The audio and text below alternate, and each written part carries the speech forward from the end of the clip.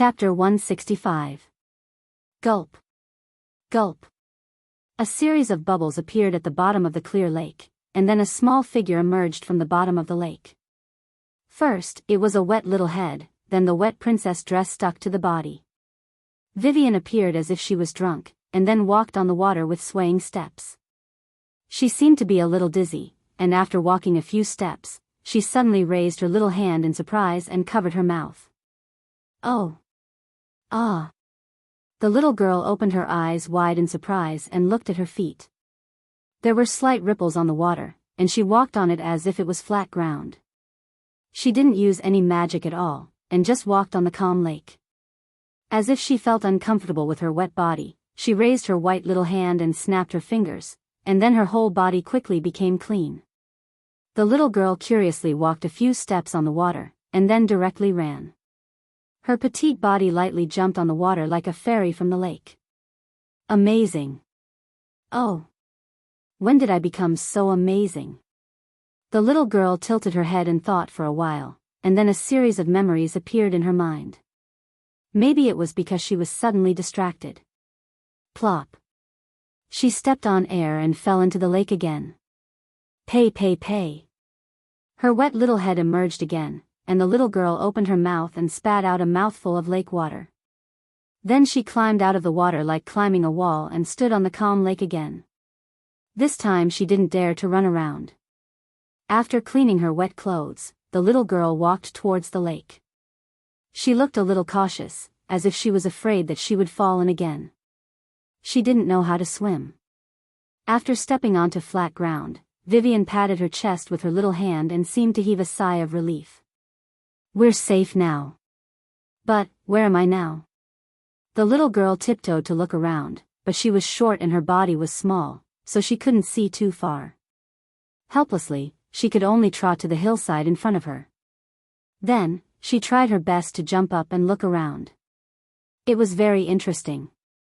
Even though she tried her best to jump up, the height she could jump was still very average.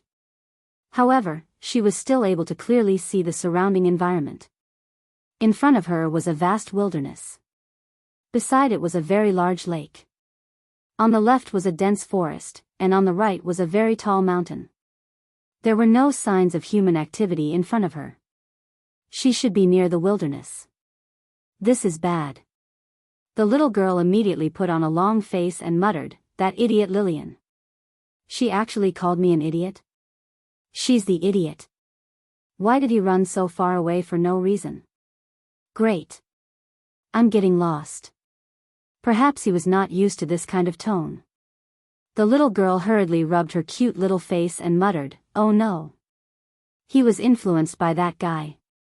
Even the way she spoke sounded a little like her. "We can't let her out next time," Vivian muttered to herself. Then, she took out a lot of small things from her delicately embroidered multidimensional bag. First, she tied her hair up with a pink hairband, turning it into a beautiful ponytail. Then, she took out a pair of deerskin boots and replaced the slightly high-heeled boots on her feet. Then, she tied up her snow-white socks and pure white pants with cloth strips. She looked a little like Soren preparing for a long journey. Sister Gloria said that I can't wear small things in the wilderness. Those things look good, but they're very troublesome. The little girl seemed to be talking to herself. She shrank her head and looked around.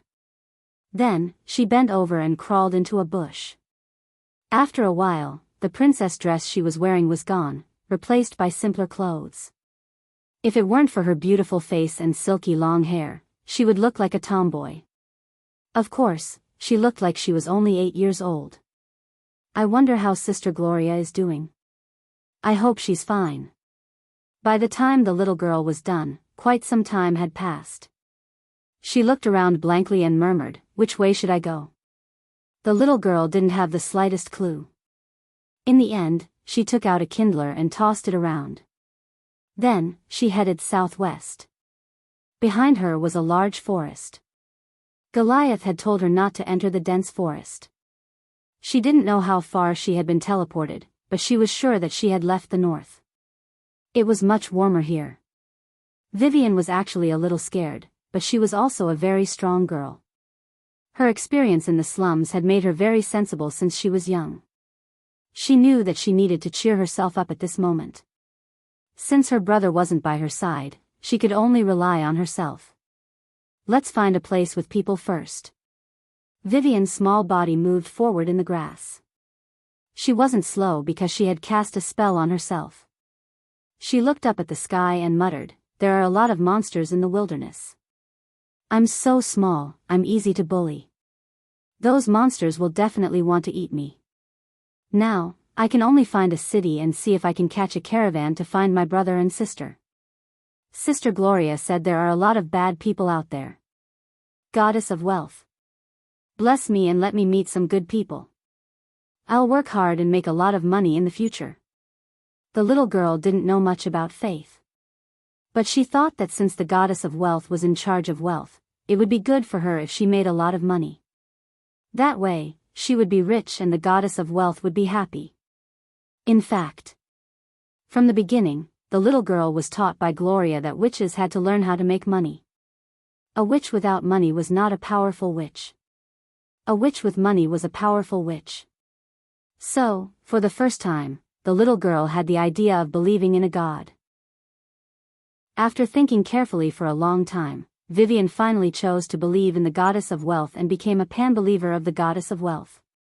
That was to say, she basically wouldn't pray seriously and would occasionally make a last-minute effort. This situation was very common. After all, devout believers had to pray every day and talk about gods from time to time. Most people in the world were pan-believers. By the time they left, the sky was already dark. Vivian felt that she was much stronger than before. She didn't feel tired at all after walking so much. She was just a little nervous when she didn't see anyone around. After all, she wasn't very brave. Many people at her age were actually more timid. They were afraid of the dark, being alone, and being in an empty house. Only when adults were around would they feel more at ease. A woo. There seemed to be the howling of wolves in the distance, which made her quicken her pace. All of a sudden, the little girl seemed to have seen something and hurriedly ran towards the woods. She noticed that the rising smoke was near the wilderness road.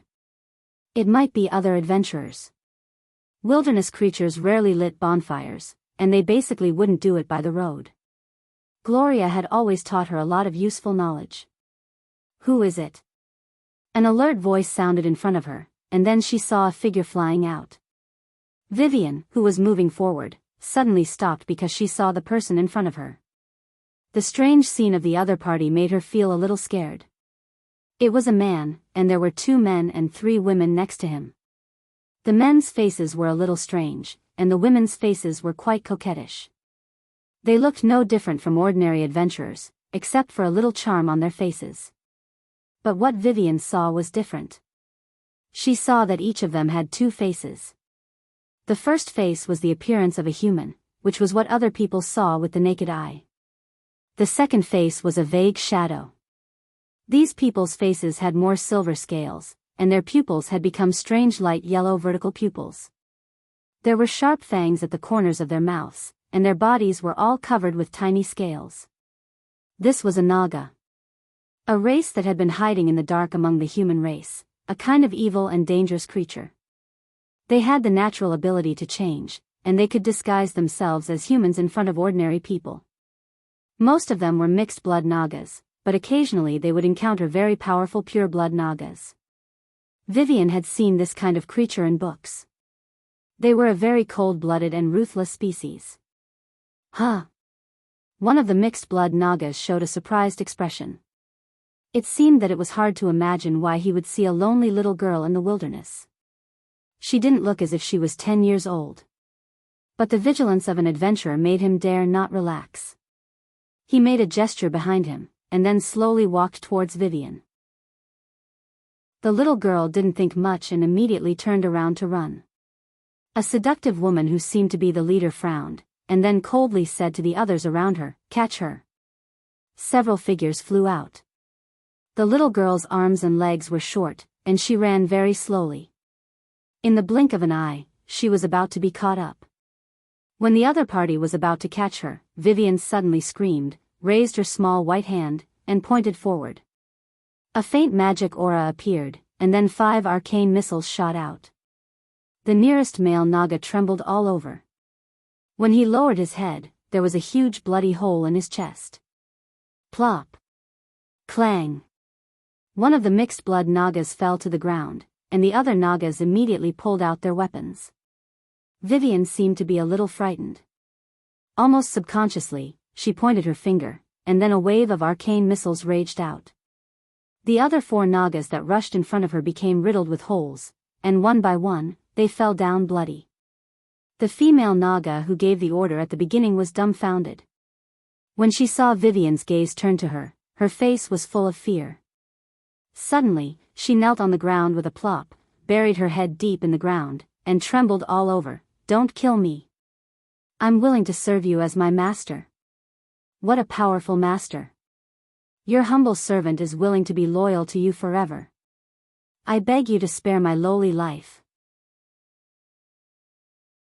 Chapter 166. A lot of things happened in that instant. First of all, Vivian's movements were very quiet, but she was still discovered by these mixed-blood Nagas. This was because Nagas had the talent ability, snake perception. At the same time, their average attributes were about 6 points higher than ordinary people. This was a race with strong innate abilities, but their growth rate was relatively slow. Their lifespan could sometimes reach the level of the elves. The little girl was frightened by the appearance of the Nagas. She then turned around and ran, but they still caught up with her.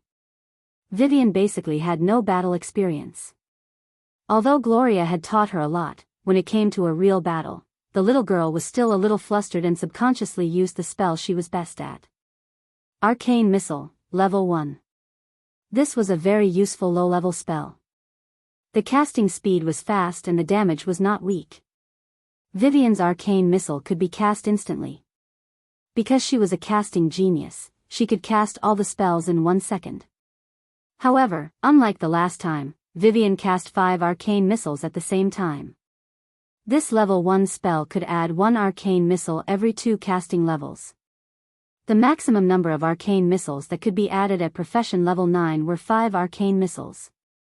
In other words, Vivian's profession level had suddenly increased to profession level 9 for some reason.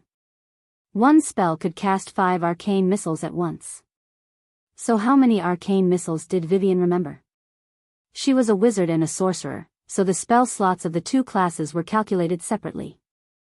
Even if she didn't take into account the attribute bonuses, as a level 9 wizard and a level 9 sorcerer, she could cast at least 12 level 1 spells. Wizards could not cast spells without remembering the spell slots in advance, but warlocks could increase the number of times they could cast spells as long as their profession level increased. This was because warlocks could cast spells according to the number of times they could cast spells.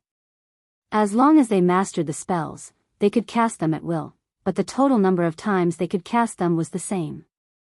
The little girl was obviously frightened.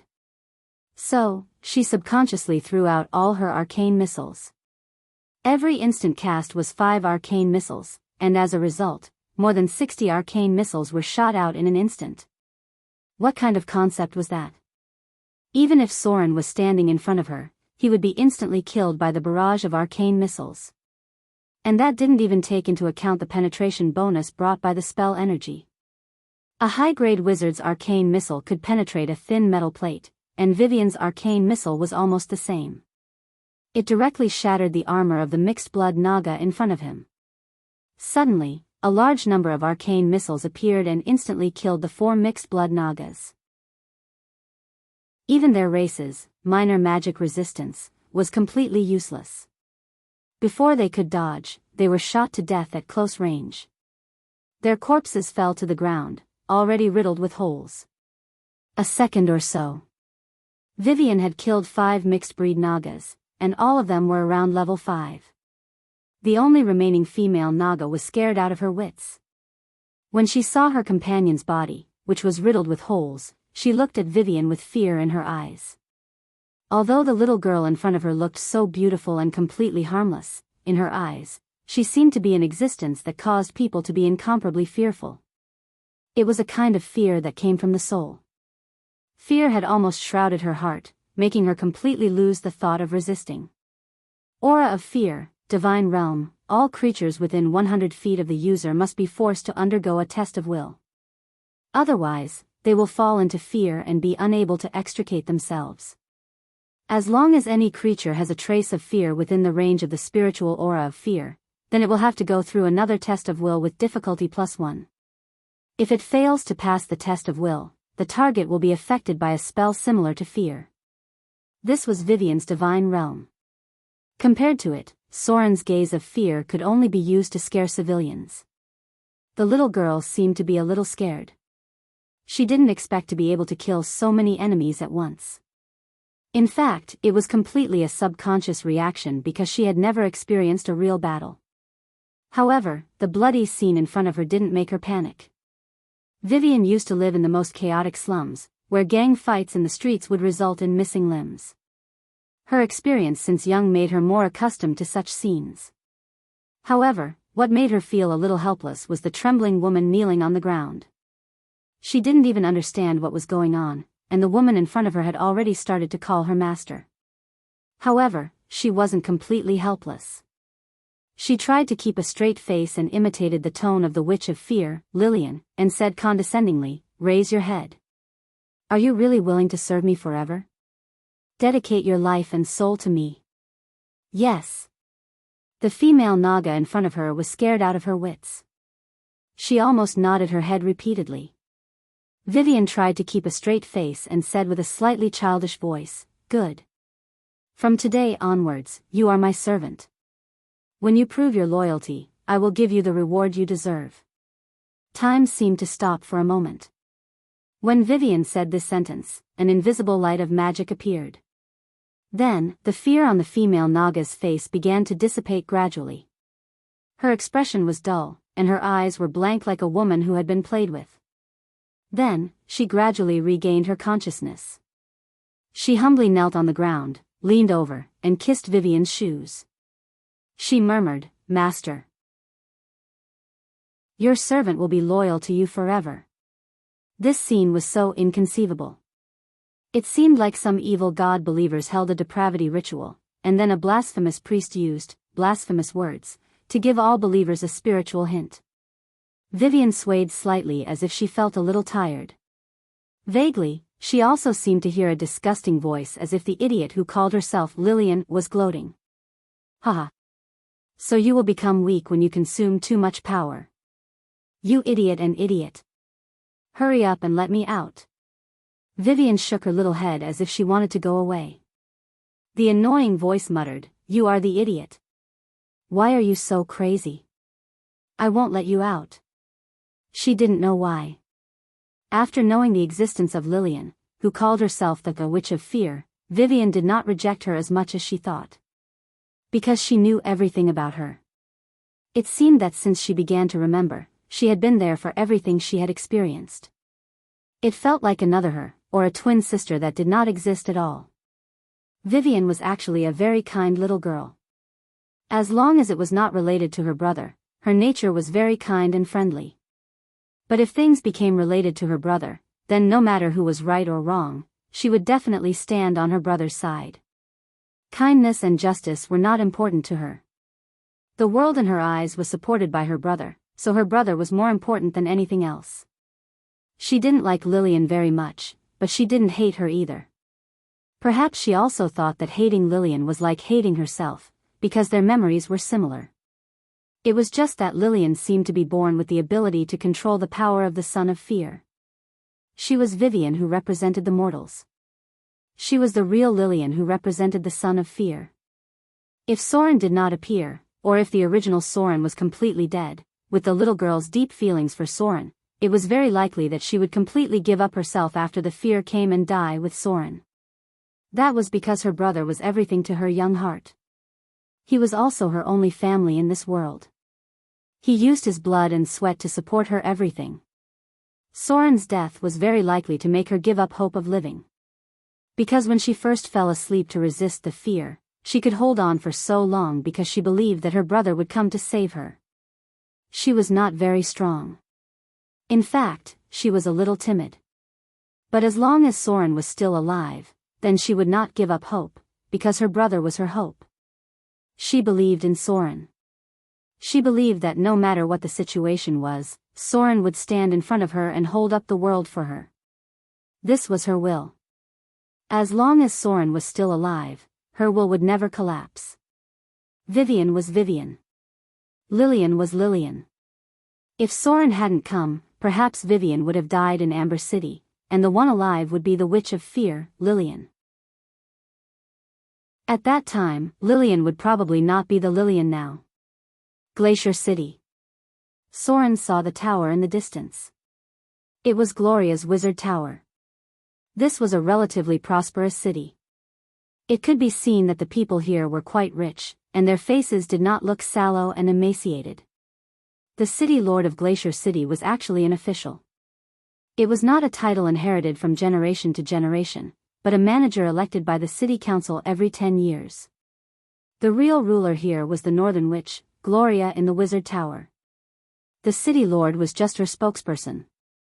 This was because the witches did not have the energy to manage too many trivial matters. This city was actually not big, but there were many shops and trade caravans coming and going. Soren did not stay in the city for too long. After eating a little, he headed in the direction of the Wizard Tower. It was a special territory. Usually, no one would go there because it was taboo to disturb the Northern Witches. Even Glacier City only sent a report of the city's income and expenditure every year, and then handled some things according to the requirements of the Northern Witches. Soren approached the Wizard Tower. However, just as he was about to enter, a disheveled figure suddenly appeared nearby. It was a coquettish woman who looked very familiar. When she noticed Soren's presence, she immediately gnashed her teeth because she was Gloria's mother. This was really a small world. Chapter 167. Inside the Wizard Tower. The coquettish woman glared at Soren all the way, but Soren's expression was very calm as he walked all the way up the Wizard Tower. Since Gloria already knew that they were coming, she naturally wouldn't let her mother do anything to him. Moreover, with Soren's current strength, even if he couldn't beat the coquettish woman in front of him, it wouldn't be difficult for him to escape. It could be seen that the relationship between Gloria and her mother was relatively stiff. Perhaps because of the uniqueness of the Northern Witches, they probably didn't have much interaction with each other. This was a very normal thing. Many wizards were focused on magic research, and if they had children, they would be more distant from them. For wizards who lived for hundreds of years, their attitude towards their children was very similar to that of the elves. The elves were famous for their indifference to family relationships, and most elven families lived together for a period of time during their childhood. After that, they would basically live separately, and even couples might live apart for a long time. The more powerful they were, the more so because they basically didn't need to raise their children themselves. This was slightly better in the palace and the royal family. At least they could live together for a long time during their childhood. Although Gloria didn't mention anything, Soren saw the coquettish woman's character and knew that she wouldn't be a good mother. The coquettish woman's face was stiff, as if she couldn't wait to kill Soren in front of her, but she couldn't figure out how much Soren's strength had improved. In such a short time, he was qualified to fight with her. This undoubtedly made her feel a little shocked, and she couldn't help but have a little more fear in her heart. She suspected that Soren was the son of God. Because other than the son of God, she couldn't think of anyone else who could quickly advance to a grade 3 rogue in just a month. And it seemed that he was more dangerous than other rogues. The top of the Wizard Tower was quite spacious. When Soren saw Gloria, who was all alone in front of him, his face turned pale. It seemed that Vivian was really in trouble. Soren's gaze landed on Gloria's body. He could see that her face was slightly pale, and her silky long hair had a trace of silver. This change shocked him. "Your hair? What happened?" Gloria glanced behind him indifferently and said, "Mother, I'm sorry. I think you must be tired too. I've heard some things. You can stay here for a while, but you'd better leave as soon as possible. Because you have violated the banishment punishment of the Witch Council. If Her Excellency the Eye of the North knows, you may be banished forever." Maybe you should take a good rest and think about how to deal with those droll. The coquettish woman had been banished, but she had escaped punishment first, and the witch council had no right to protect her. Gloria, as her daughter, could temporarily provide her protection because of family affection, but she couldn't stay here forever. Sooner or later, the witch council would find out, and the droll wouldn't let it go so easily. The coquettish woman's face was very ugly. She glanced at her daughter with a somewhat complicated expression and murmured, "Okay." After that, she turned and left the room. When she walked out of the door, her face became gloomy. In fact, she was almost at her wit's end. Because of the taboo experiments in the past, she was on the top 3 of the droll's blacklist. The witch council spent a lot of effort to temporarily appease the droll.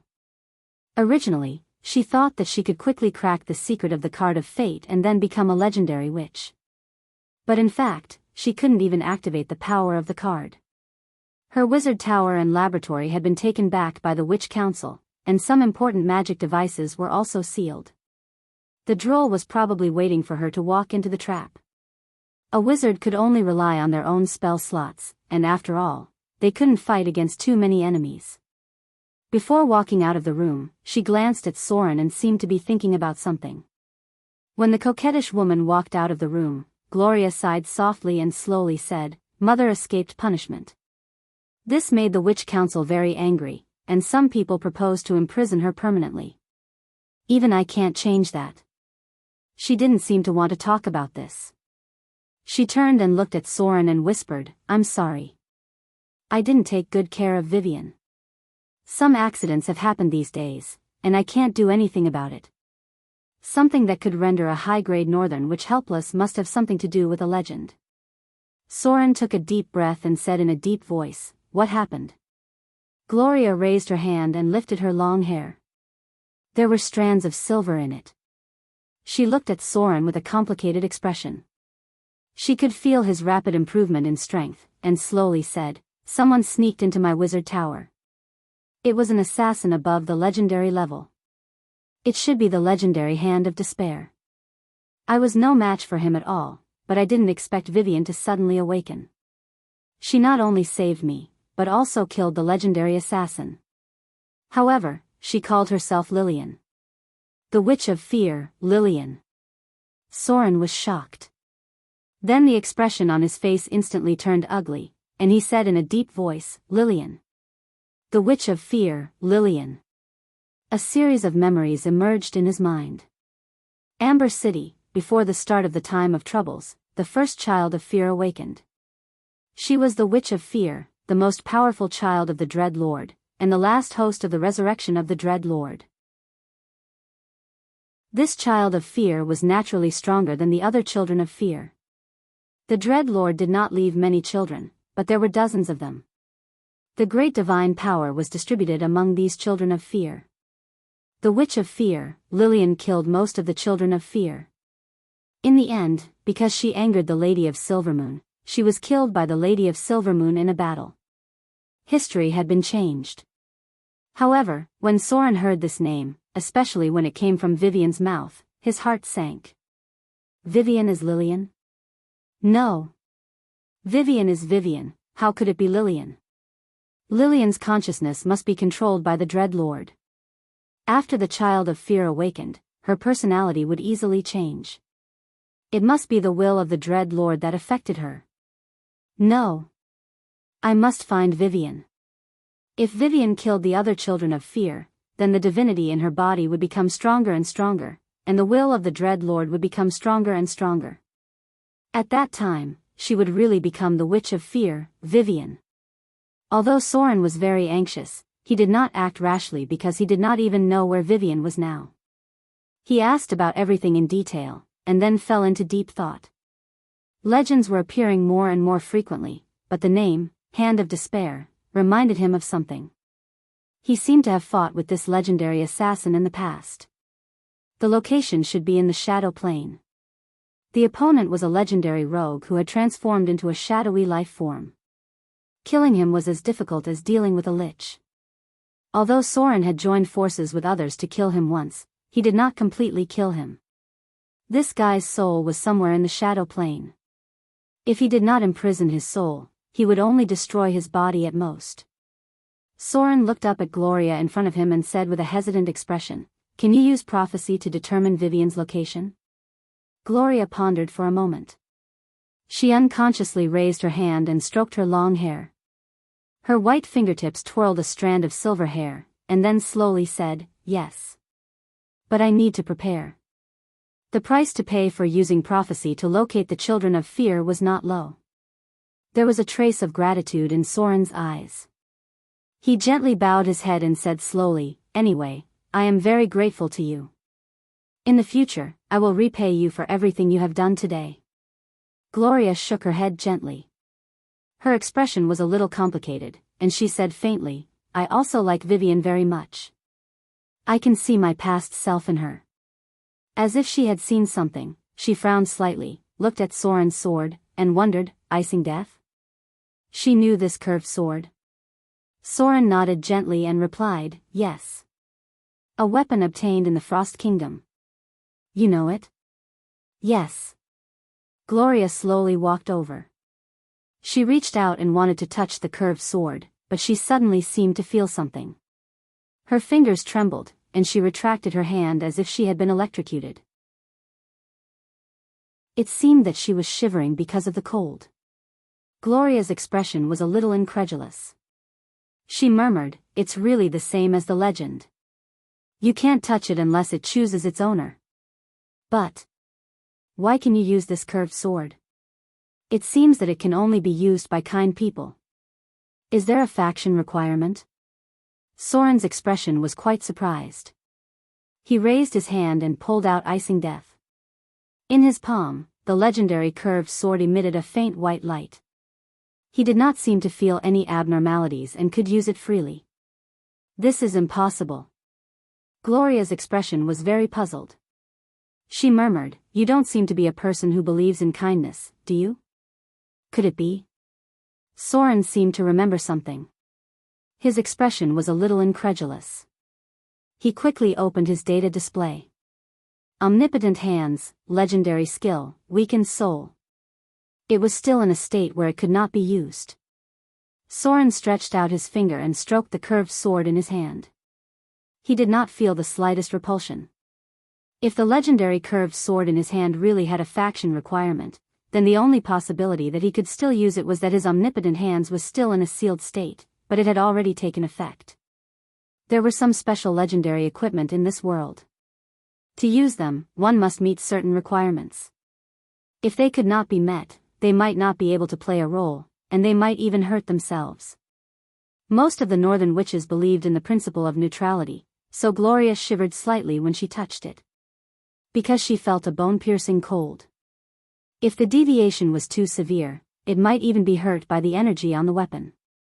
For example, creatures of the evil alignment would be hurt by legendary items with a kind requirement. This kind of weapon often had a trace of spirituality, and it must have gone through a long period of time. Maybe it was because its previous owner had killed too many evil beings, or it had been blessed with some special spells. There were many weapons in the Underdark and the Abyss that could only be used by the evil alignment. If the omnipotent hands did not work, then Soren should have been hurt by the cold when he touched it. This kind of legendary item was not rare. The most iconic one was the weapon of the paladins. Their legendary weapons must be shrouded in holy power. If too many evil creatures were killed, it might even produce a faction requirement. Some of them would awaken spiritual consciousness, subconsciousness. When they found an evil target, they would automatically attack the enemy like the level 7 spell, Sword of Mordenkainen. Chapter 168. Did the omnipotent hands really recover?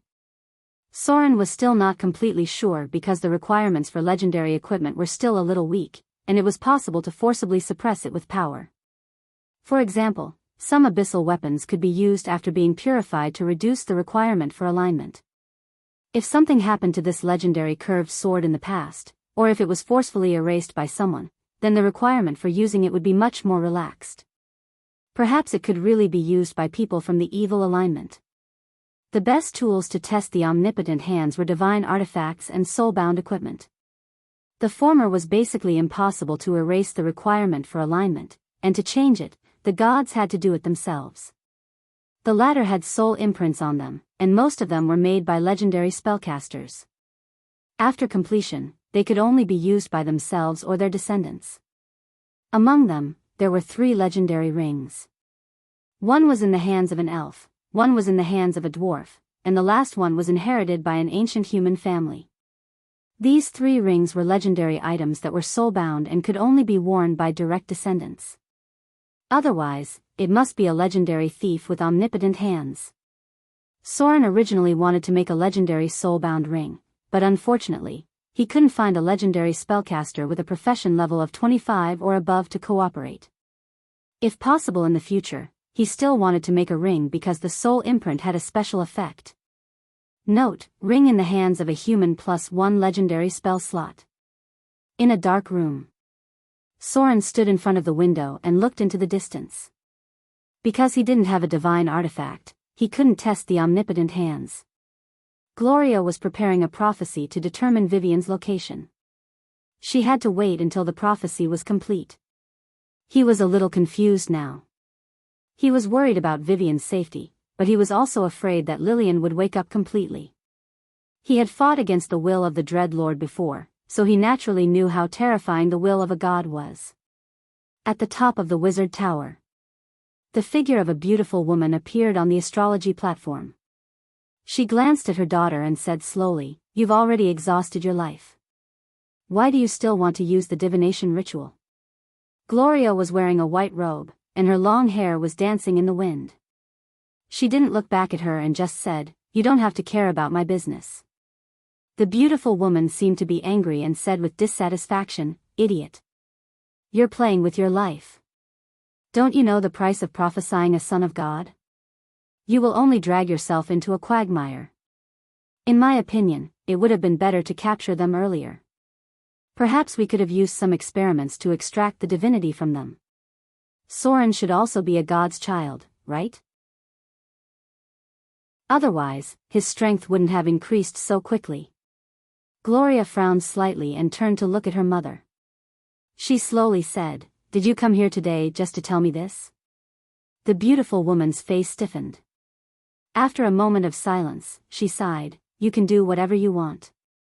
I just hope that you won't regret it in the future." "Regret?" Gloria raised her hand and gently lifted her long hair. There seemed to be an extra strand of silver on it. She shook her head and said, "You chose your own path. There's no need to regret anything. Moreover, I have a strange premonition that something terrible will happen in the future. Being by their side makes my premonition even stronger. I feel like I'm touching the river of fate. That was a flood, but I chose my side in advance. I like that little girl, and I'm willing to help her and stand by her side. Look at the sky. Have you noticed that the stars that represent the gods are a little dim? Maybe the appearance of the son of fear is just the beginning." The beautiful woman's expression froze for a moment. She looked at the stars in the sky, but unfortunately, she couldn't see anything. She was a master of evocation and enchantment spells, but she didn't do much research on prophecy. Her daughter was a master of prophecy. Even the Eye of the North was amazed by her talent. Inexplicably, she believed that her daughter had indeed felt something, or rather, seen something. The gods had been silent for a long time. It was because of this that she fled from the banished land.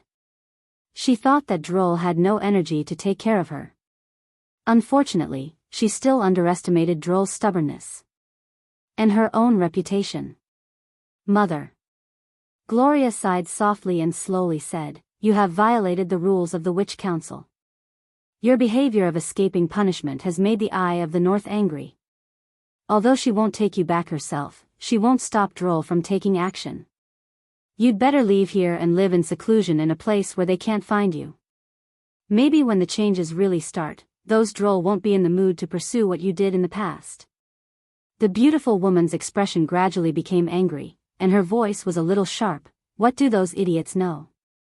They don't know how great my research is. If I can succeed, the arcane empire will be revived because of my existence. The unprecedented arcane era will be started by me. Gloria frowned slightly and sighed. Mother, I don't think so. Unfortunately, you still failed. Although I don't know what you found in the ruins in the desert, I know that the core knowledge of the arcane empire has been lost. The research you carried out only brought terrible damage and irreversible energy radiation. You probably don't know that the place where you carried out the experiment has mutated, right? The Northern Witches and the Droll Order have joined forces to block all the news and set up a maze in that area to prevent other creatures from entering. What? There was a trace of surprise on the beautiful woman's face, and she murmured, mutated? But my research is almost successful. Just a little bit more. Just a little bit more.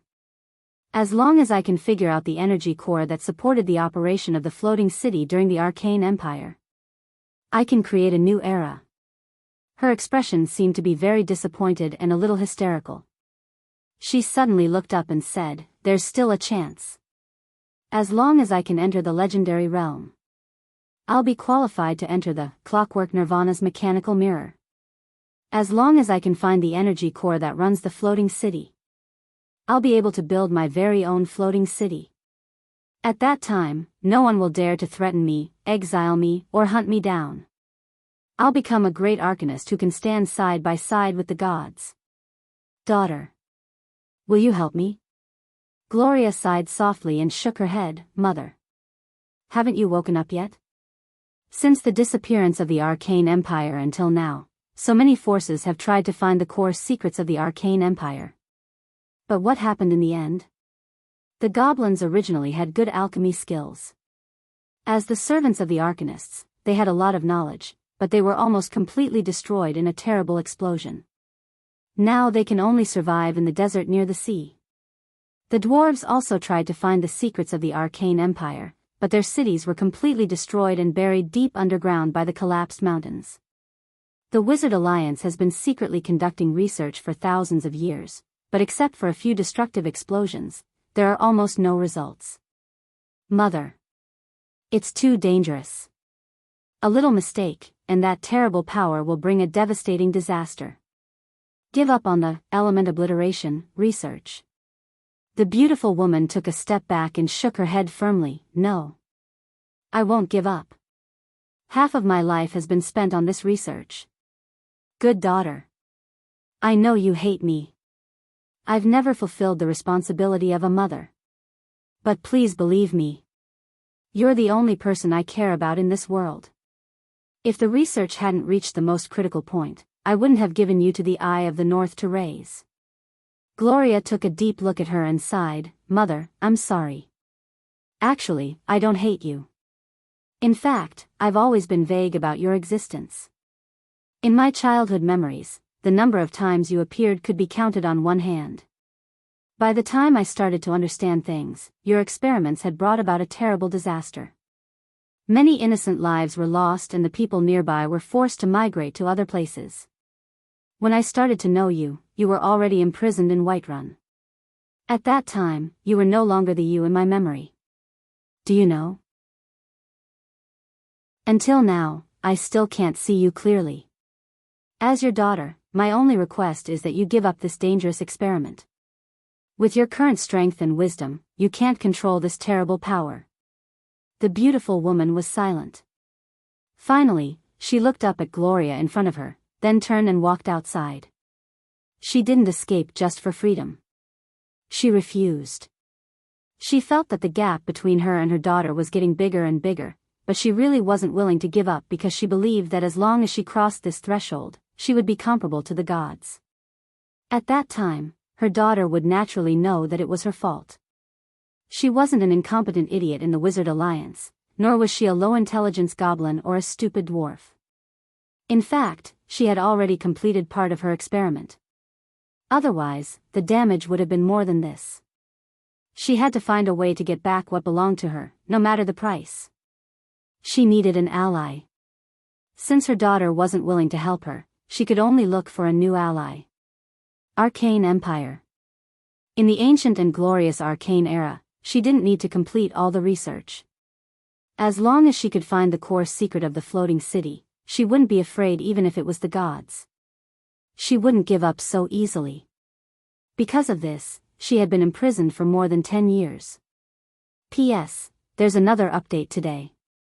It won't be later. Chapter 169. The night passed quickly. When Soren saw Gloria again, he found that there was another strand of silver hair on her head, which made him feel a little guilty. Prophecy spells came with a price, especially when it came to predicting Vivian's location. The price was even greater. After all, Vivian's identity was the child of fear, and the price of prophesying her was probably comparable to the fate of a king. Soren's heart was full of gratitude, and this was the first time he felt that he owed someone so much. South. Mountains. Near the sea. Gloria's expression was still so calm and indifferent. She quietly looked at Soren and slowly said, "The last card is a snake. I don't know what it means, but it must be related to the whereabouts of Vivian." The snake represented a lot. The complicated meaning was difficult to infer in a short time. In some beliefs, the snake represented wisdom, but it could also mean something else. Even if Gloria was a northern witch who was proficient in divination, it was difficult to predict anything clearly. The legendary prophecy spell could only make a rough prediction, and this was the same even if it was cast by the gods. Otherwise, the believers of fear would have found Vivian long ago and wouldn't have waited for Soren to take her away from Amber City. Soren bowed slightly again, then turned and walked out of the wizard tower. Now that there was a clue, it was much easier than searching aimlessly. At least it wouldn't be as difficult as looking for a needle in a haystack. Moreover, he had traveled the whole continent and even went to the outer islands several times. In his memory, there were not many places where he could connect the south, the mountains, and the sea. It was very likely to be near a city near the sea. The last card representing the snake was the key to finding Vivian, and Soren didn't know what it meant. Soren left.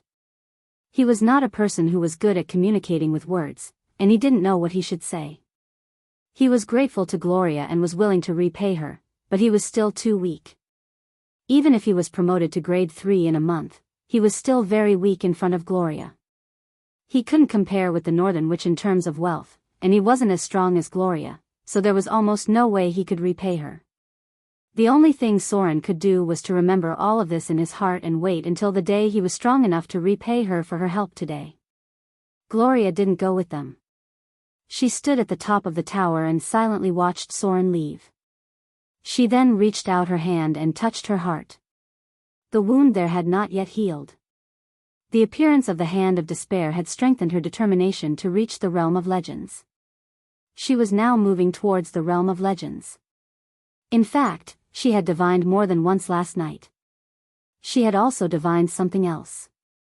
The prophecy told her that Soren would find Vivian because their fates were intertwined. The Northern Witch's silver hair fluttered in the wind, and her face was still so beautiful. She looked into the distance and murmured, "Soren. I'm afraid you're also a son of God. But whose bloodline did you inherit?" Promoted to grade 3 in a month. This was something Gloria didn't even dare to think about. She was sure that Soren had some kind of power. The beautiful woman stood in front of the window. When Soren left, she had already felt it. She looked at the back of the gradually disappearing figure and whispered, "Who is he?" His half-brother and half-sister are both sons of God. Is his mother also a descendant of God? She couldn't help but fall into deep thought, as if she was thinking about something. The city of wealth. There was an endless stream of caravans going in and out of the city. Merchants with rich faces could be seen bargaining everywhere. From time to time, they would even say, "Oh, goddess of wealth," and then ask the other party to lower the price a little bit more.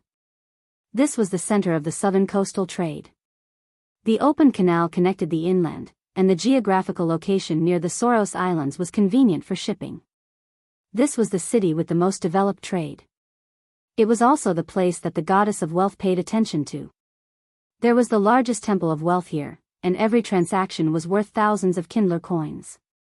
The merchants were all believers of the goddess of wealth. This city was so rich that even the buildings liked to be painted with golden paint. Of course, it wasn't really gilding, but just a kind of paint that looked golden after being painted. The overdeveloped trade also stimulated all kinds of dark depravity and the pursuit of pleasure. This was also the place where the goddess of pleasure developed her believers. Whether it was a luxurious banquet or a variety of unique enjoyment, as long as you could afford it, the priests of the goddess of pleasure would prepare it for you. They could even invite the priests of the goddess of love to attend. While this city maintained its prosperity, it was also full of all kinds of evil situations. Countless eyes looking for wealth were cast here. Even with the power of the temple to maintain the balance, the sewers here never lacked corpses. Copper Kettle Tavern. The hustle and bustle here almost alerted the guards outside. A large group of drunkards, tourists, and adventurers laughed loudly as they looked at the halfling standing on the table in front of them. From time to time, they would shout for another round of singing. Next to him, there was a depressed bard. Almost no one ordered his pitiful songs anymore. Everyone's attention was attracted by the drunken halfling. Although he seemed to be completely drunk, there was a guy who wanted to take the money bag from him, and he was directly knocked down by him. This skill made many people exclaim. The adventurers next to him also looked at each other and evaluated each other's strength. Skillful rogues were very popular everywhere. There were always such people on the adventure journey. Aladdin held a wine glass that was bigger than his face and raised it high.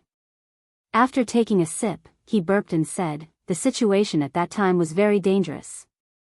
A total of 5-10 feet tall earth elementals surrounded us. Its arm was thicker than the pillar. With a punch, the ground would be a pit. If I was careless and was touched by them, it was possible to meet the Grim Reaper directly. But fortunately, I had a companion with good skills. Although his skills were still a little worse than mine. But he still helped me pin down 2 enemies. The situation at that time was really dangerous. I fought back alone under the encirclement of 3 earth elementals. If it weren't for my short stature, I would have been naturally agile. It would have been impossible to avoid their attacks. But I still had to take care of my companion who was a little worse than me. Goddess of wealth above. I almost thought I was going to die here. What followed was a thrilling process. How the brave and powerful halfling Aladdin defeated 5 earth elementals in an absolutely inferior situation, and at the same time saved his companion who was a little worse than him. The other guests in the tavern clearly knew that he was bragging, but they couldn't resist this guy's eloquence. The tone of the story was full of suspense, and from time to time, he could imitate the situation at that time. It was really very immersive. After being treated to 3 drinks in a row, Aladdin finally finished telling this wonderful adventure story. He wisely defeated a large group of earth elementals, and at the critical moment, he took his companion who was a little worse than him and used the gap in the valley to avoid the awakening earth giant. After completing his daily bragging routine, Aladdin walked out of the Copper Kettle Tavern with a swagger. At this moment, he was a little different from before. The clothes he was wearing were much more exquisite, and there were also some scattered decorations. It seemed that after selling the gemstones, his wealth had increased a lot. After he walked out of the tavern, he took a detour to a small alley, untied his belt to pee, and a money bag appeared in his hand. He obviously had a drunken look, but he weighed it with a smile on his face, and said, "Today's harvest is not bad. I didn't spend any money on drinking, and I even made a fortune from a fool. Ah. Sure enough, the south is better. The weather is warm and the sun is bright. It's much easier to make money." Aladdin shook a little, put away the money bag, and then turned around and walked towards the place where he lived. He still had a drunken look, and from time to time, people would greet him. It seemed that he was doing well these days, and he had a little reputation in the neighborhood. All of a sudden, he seemed to have seen something, and he couldn't help but open his eyes wide. He shook his head, raised his hand to rub the corner of his eyes, and then murmured, "Am I seeing things? Why did I just see Vivian? An illusion. It must be an illusion. She went to the north with Soren. It seems that I'm really drunk." Haha. Chapter 170. Quicksand Ferry.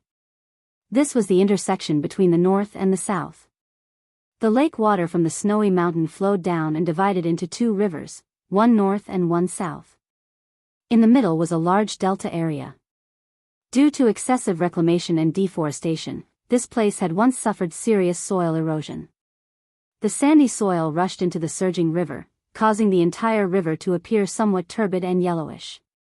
If it wasn't for Droll's intervention, there might be another terrible disaster like the Yellow River changing its course.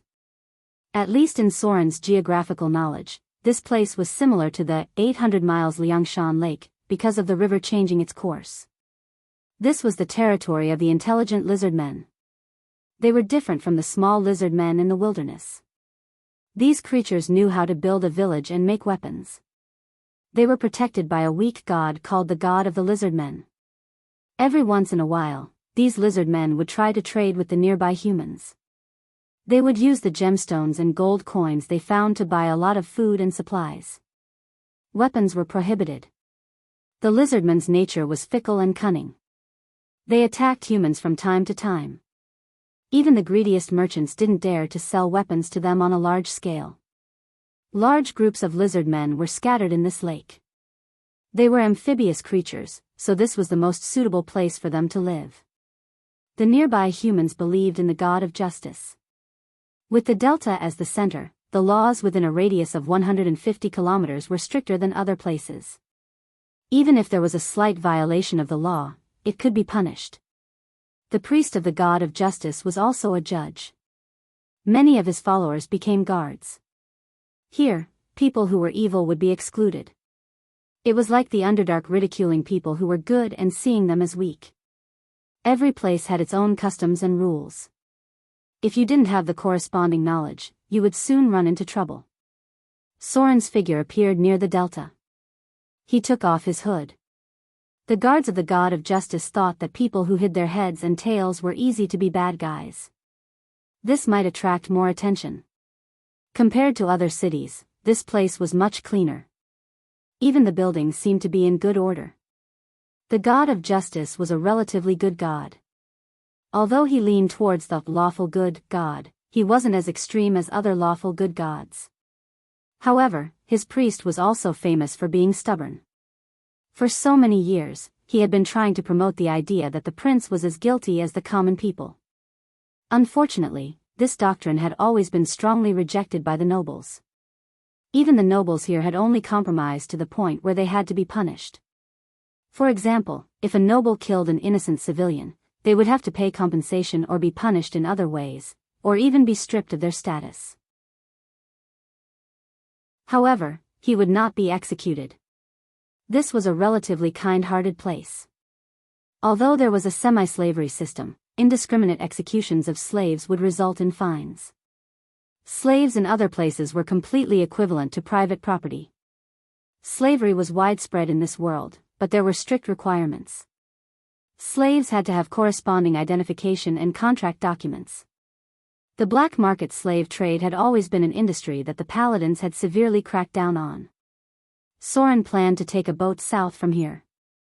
This was the fastest way to get to the seaside. It only took 1 or 2 days to reach Shipwreck Bay, which was close to the Soros Islands and the City of Wealth. It was once called Booty Bay. The main reason was that it was once the center of trade with the tropical jungle.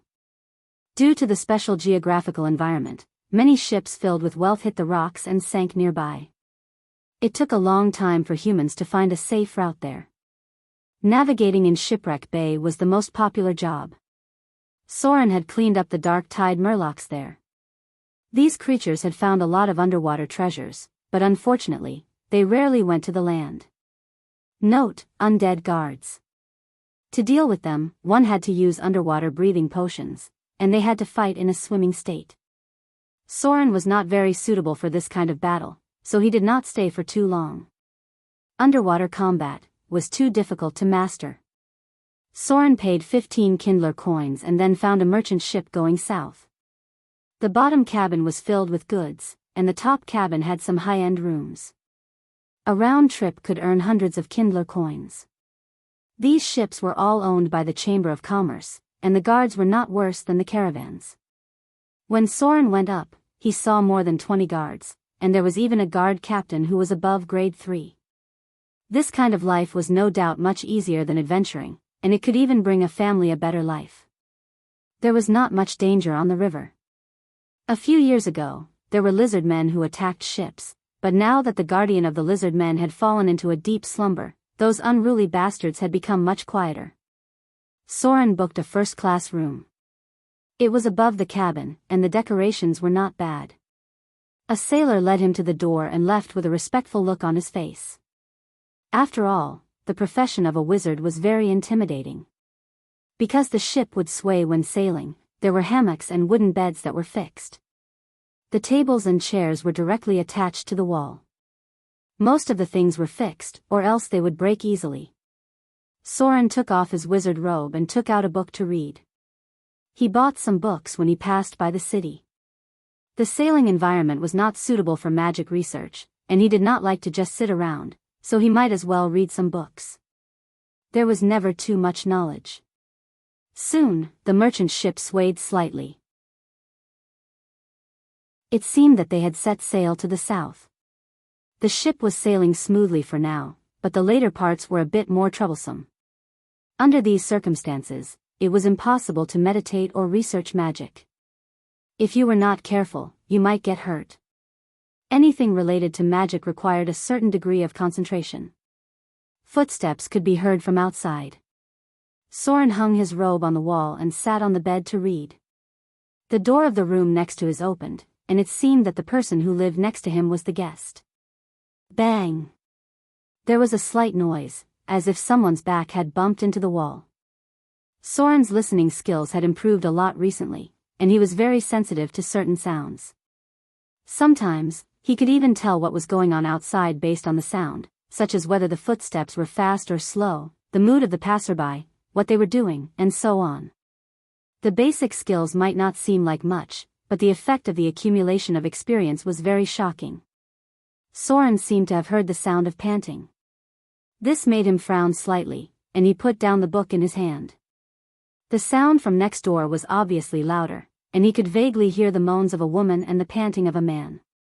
There was another bang on the wall, and the other side was probably the wooden bed that was fixed to the wall. The guest next door seemed to be a bit too impatient, and he actually wanted to go to bed as soon as he got on the ship. The ship swayed a little. Then there was the sound of a woman's laughter, and a man's slight cry of pain, as if he had bumped into something.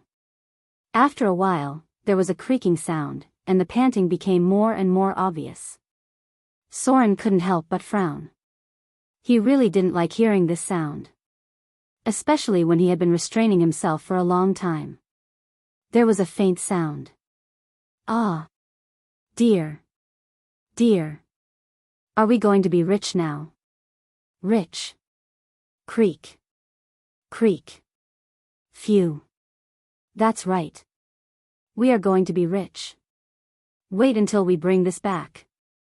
Karen. Dina. Countess. Will definitely be willing to buy it at a high price. The sound was a little fainter. Soren heard the rest of the words intermittently, and it wasn't very clear. It seemed to be saying, that vain woman. Always wanted to seduce Prince William. Unfortunately, she's not very beautiful. She. Always, wanted. Phew. This thing is said to increase one's charm. Her father is a rich businessman. He mined a gold mine. She'll definitely be willing to pay a high price. The woman's moans became louder, and the creaking sound became more rapid. After a while, the sound gradually became softer, and the man's tired voice could be heard, "Dear. Why don't you try it first?" "No way." Creak. It said that this thing has a curse. We can sell it to her. Why do you care so much? As long as she's willing to pay. It said that in order to seduce Prince William, she's tried some forbidden methods to make herself more beautiful. Once we get the money, we'll go far away. Then the sound disappeared. Soren couldn't help but stand up and walk around a little. There were no footsteps, and the other party didn't seem to have noticed that there was someone next door. The guest rooms in the cabin were separated by a thick wooden board. In fact, the soundproofing was very poor. Soren's face showed a thoughtful expression. He seemed to be a little moved, because everything that the other party mentioned seemed to be related to a rare item. It could increase one's charm. It seemed to be some kind of special equipment. Did the people next door find one of them? Soren was itching to get his hands on it. Rare items weren't easy to get, and items that could increase one's attributes were even rarer. It was possible that the other party found a legendary item. As for the cursed item, it didn't matter. There were many cursed items in this world, and any rare item from the evil faction was cursed in the eyes of ordinary people.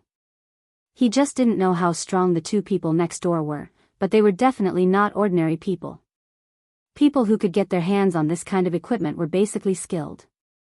Soren opened the window and looked at the sky outside. He quickly made up his mind. He planned to take action after dark. Soren was not a person who advocated kindness. With a piece of rare great equipment beside him, he would more or less have some thoughts about it. P.S. Due to a delay today, the second update will be a little late. Chapter 171. The sky gradually turned dark. The merchant ship didn't stop. This river was relatively safe, and the person at the helm was also an experienced person. If there were no accidents, it would take a day and a half to reach Shipwreck Bay, which was the estuary of this river. At night, there were noises coming from the room next door. It seemed that the man and woman were quite energetic, and they even went to the hammock to have sex. Soren's expression was quite calm. He was just quietly waiting for the opportunity, and from time to time, he would pay attention to the movements outside. Stealing was not a good idea. The other party was in the room, and in such a small space, it would be troublesome if they weren't legendary rogues. Moreover, there was still a long way to go. If the other party found out that something was stolen, it might cause unnecessary trouble. Soren was a person who hated trouble, so sometimes he would be more ruthless. Moreover, the other party didn't seem to be a good person. If he wanted to do it, he had to be fast because there were other sailors in the cabin, and there were merchant ship guards on the deck. These were all unexpected factors, and they certainly didn't want anyone to have an accident on the ship. Time passed little by little. Soren patiently waited for the arrival of midnight. The man and woman next door had done it 3 times in a row, and they seemed to be really tired. He also heard the man snoring. From time to time, merchant ship guards would pass by once every hour, mainly to patrol the cabin's cargo. After all, the value of these goods was not low. The sailors would work in shifts. There was a large area of hammocks below, the kind where the 2 ends were hung with gauze nets. There were 2 groups of people in the first half of the night and the second half of the night. The situation on the deck was unknown, and Soren basically didn't go out today. No one came to disturb him, because people knew that wizards had a strange temper. The food was in the kitchen, and the guests could get it if they wanted. If no one came to take the initiative to get it, no one would send it over. After all, this was a merchant ship, not a passenger ship. Soren's fingers tapped on the table lightly. He was calculating the patrol time. The merchant ship guards would appear once every 10 minutes. Their footsteps were 3 people, and they would occasionally talk a few words. Then they would enter the cabin, walk around a little, and go to the deck. Soren narrowed his eyes and waited for the footsteps to fade away before he turned around and picked up his clothes. Then, he slowly pulled out his scimitar. It was not the legendary curved sword obtained by the Frost Kingdom, but the one he had at the beginning. The legendary curved sword was too eye-catching. Creak. Soren gently opened the door without alerting anyone. His figure blended into the darkness, and his stealth ability made him completely invisible in the shadows. He carefully walked to the next door, and then a set of lock-picking tools appeared in his hands. Soren was quite familiar with his old profession. He moved a little and heard a slight click. He had already pried open the door. The people inside did not wake up. They seemed to be in deep sleep. They had been tossing and turning for quite some time. Soren gently pushed open the door. His palms were steady, and he was careful not to make any noise. His night vision allowed him to see everything inside clearly. The scene inside was rather lewd. Women's clothes and dresses were thrown on the ground, along with many small trinkets. There were weapons at the foot of the bed. The other party should also be an adventurer, but he looked like a warrior because the muscles on the man's body were clearly defined. Some of them were very strong and obvious. The woman was curled up in the corner of the bed. Her hair was fiery red, her back was white, her hips were full, her breasts were full, and her legs were slender and strong. She looked quite beautiful. She should also be a professional because Soren saw the calluses on her palms, near the area between her thumb and index finger. His rich experience told him that the other party was good at using short weapons. There was only the sound of breathing in the room, and the man snoring from time to time. Creak. Soren quietly closed the door, and then quietly crept over. In an instant, he struck like lightning, directly stabbing his curved sword into the other party's heart on the spot. Originally, he intended to knock out the two people, but since the man was a warrior, his fortitude must be very high. Soren's strength was probably not as good as his, and the possibility of alerting others was too high. So, a cold light flashed in his eyes, and he directly stabbed the man to death. Then, in an instant, he grabbed the woman's throat. Bang! There was a slight sound of impact. The sound was a little abrupt, but it did not alert the sailors below. The woman opened her eyes in an instant. She opened her mouth and wanted to scream, but her beautiful face was full of fear. Because Soren was tightly choking her throat, she could not make any sound. She could only kick her legs against the deck. The sound made Soren frown, and he swallowed the words he was about to say. Then, he twisted his wrist, and with a crisp crack, the woman's neck was directly broken. A faint smell of blood appeared. Soren frowned and covered the blood, then stacked the two bodies together. Some people were very sensitive to the smell of blood, so it was best for him to do something to reduce the smell of blood here. A row of data appeared: activated backstab. 85 piercing damage to target. Target killed. Extracting soul energy, received 550 slaughter EXP, activated garrote. 24 bruise damage to target. Target's neck broken. Triggered test of death. Target's fortitude failed. Target killed. Extracting soul energy, received 350 slaughter EXP, the man was stabbed in the heart by Soren, which was equivalent to activating backstab. He died on the spot. The woman was attacked by garrote, which caused bruise damage, but because her neck was broken, she died from the test of death. The two people's profession levels were not high, probably around grade 2. Soren could easily deal with them. He did not even use any skills, just normal attacks were enough to kill them. This made him lower his expectations for rare grade items.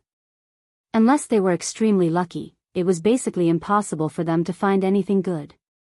Soren began to search the room. He found a lot of miscellaneous items. These two guys didn't have any rare grade equipment on them. They only had some ordinary military goods. However, he soon found a special item. It was a rather large cloak that was dark red in color.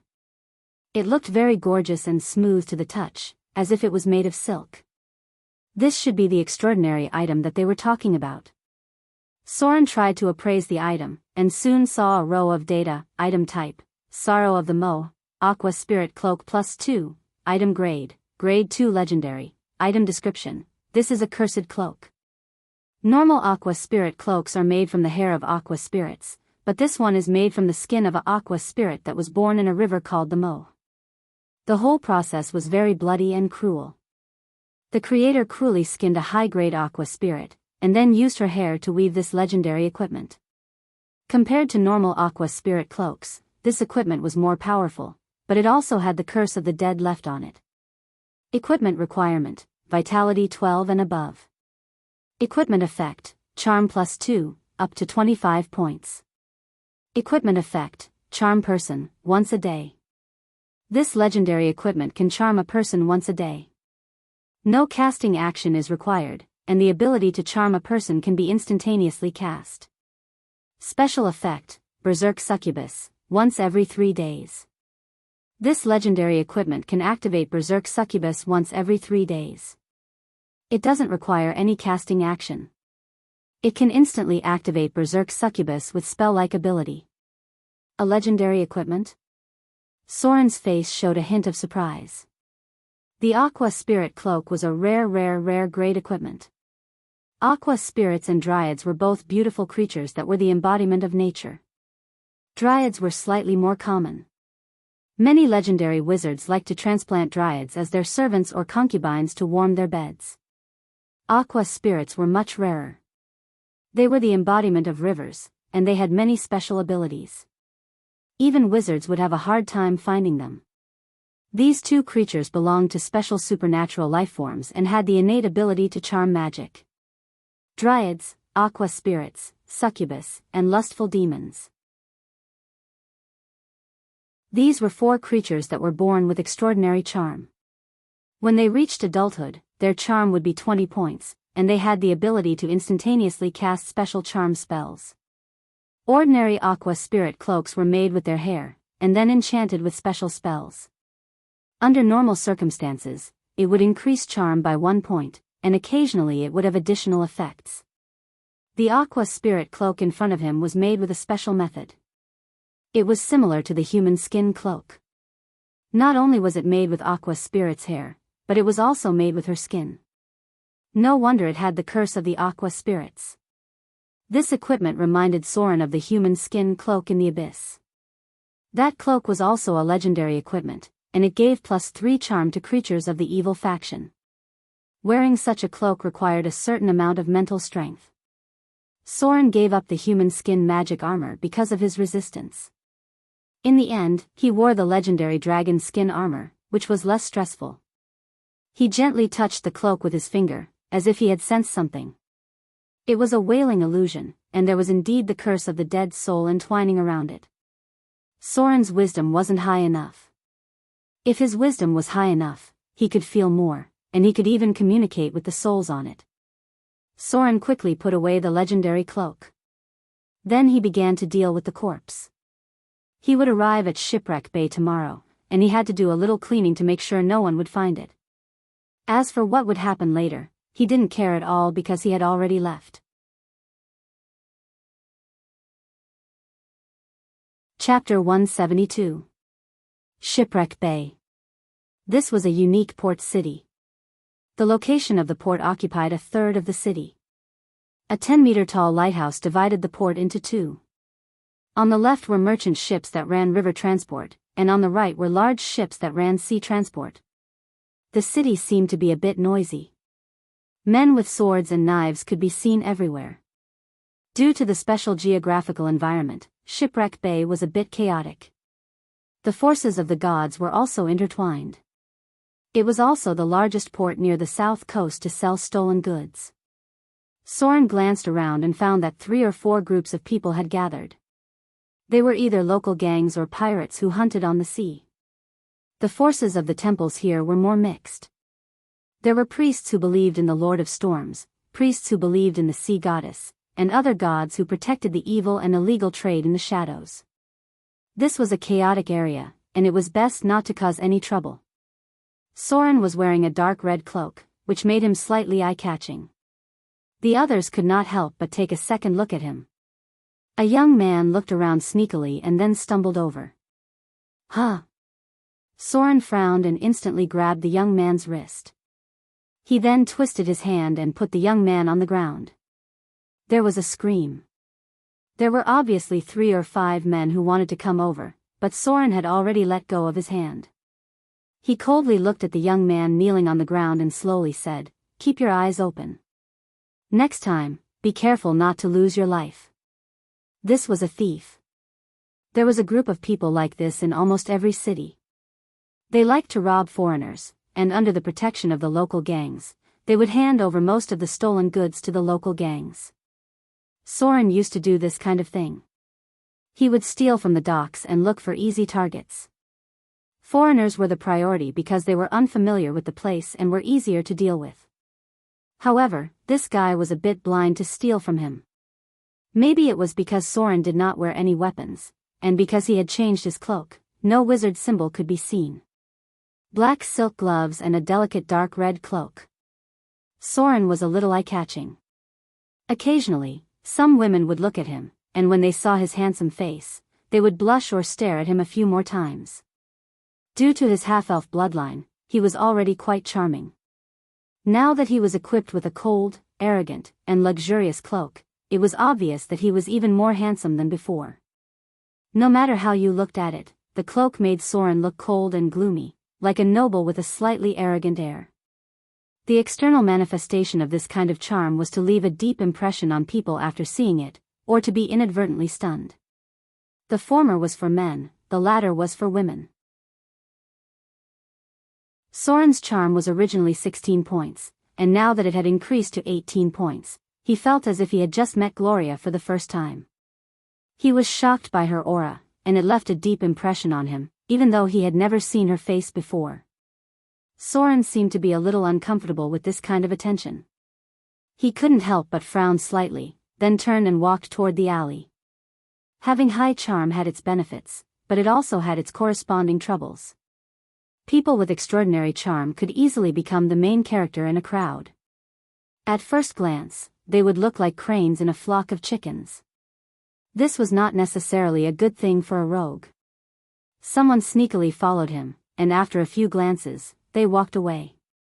Gangs liked to pay attention to some special people, and sometimes these guys would even sell information. However, Soren was looking for a different group of people. Gangs were mostly people who couldn't be seen in public. He was looking for an organization that specialized in selling information. These people were the real well-informed local bullies. People who had never entered the Grey Realm would not recognize the code signs on the streets and alleys. Even adventurers would need experienced rogues to lead the way. Soren had come into contact with almost all the top Grey Realm organizations, so he quickly found an inconspicuous sign, and then turned to the location of an underground casino in the depths of the alley. There was a strong thug at the door. When he noticed that Soren was an unfamiliar face, he couldn't help but frown, but then he forced a smile because Soren showed a special emblem. "I want to ask for some information. Take me to your boss, or I'll twist your head off." Soren's expression was indifferent, but the other party could not help but shudder. He quickly led Soren to the back. Inside was a group of gamblers, nearby residents, coolies who made a living at the docks, and occasionally ferocious-looking pirates. Soren followed him up the stairs. There was a circle of thugs standing around lazily. There must be a lot of people in a place like this. When Soren reached the second floor, he heard a woman yelling. He kicked the door open and walked in. There were two seductive prostitutes in the room. Their faces were covered with heavy smoky makeup. Their eyelids were black, and their lips were bright red. These women even dared to apply arsenic on their faces. The two women were stacked together. The one in front was moving up and down, while the one behind was twisting and rubbing. Below them was the person Soren was looking for. He was a big man with a somewhat cold face. Obviously, he was very dissatisfied with the intruder. His face instantly turned ugly, as if he was about to get angry. "Get them out of here." Soren sat directly opposite him, and then flashed an emblem in front of the other party's eyes. The next moment, a trace of cold sweat appeared on his forehead, and he hurriedly asked the two women to get out. It was a special mask symbol. At first glance, it was a little scary. He didn't dare to carefully observe the authenticity of the emblem, so he quickly tidied up and stood up. The expression of the local bully was surprising. The two women looked at each other and walked out honestly. Before leaving, they looked at Soren a few more times. One of the women even shook her chest at him. "Your Excellency." The man in front of him stood up and looked a little restrained. "What do you need from me?" Soren's expression was still very arrogant. He glanced at him as if he didn't care, and slowly said, "I want to know all the news about the Son of Fear." Clang. He directly threw out a money bag, and a few glittering kindler coins jumped out. The man's eyes were immediately attracted. At this moment, Soren's pupils became a little evil. He looked directly at the man's eyes and said, "Tell me everything you know. Don't hide anything, or you should know the consequences." Fear eyes. Charm humans. The man in front of him seemed to be shocked by the gaze, and then his expression was stunned for a moment. The next moment, he returned to his original appearance. He stood up respectfully and nodded. "Your Excellency, don't worry. I will never hide anything." Time passed quickly. When Soren came out of the room, he frowned slightly. Only after his men had left the underground casino did the gloomy man come back to his senses. He muttered, "What happened to me just now? Why did I tell him everything?" He couldn't help but tremble, and his expression seemed to be a little scared. But when he saw the money bag in front of him, he quickly took it. Anyway, the other party paid for it. The man shook his head and said, "This guy is too dangerous. There's no need to provoke him." In the alley, Soren walked towards the location of the hotel. Charm spells were still so useful in inquiring about information, but it used to be done by warlocks. Now he could also cast spells himself. The effect of charm humans was not very strong. It could not forcibly change people's will. At most, it could achieve the effect of psychological suggestion. It was a bit like hypnotizing the target, but the target would remember the process.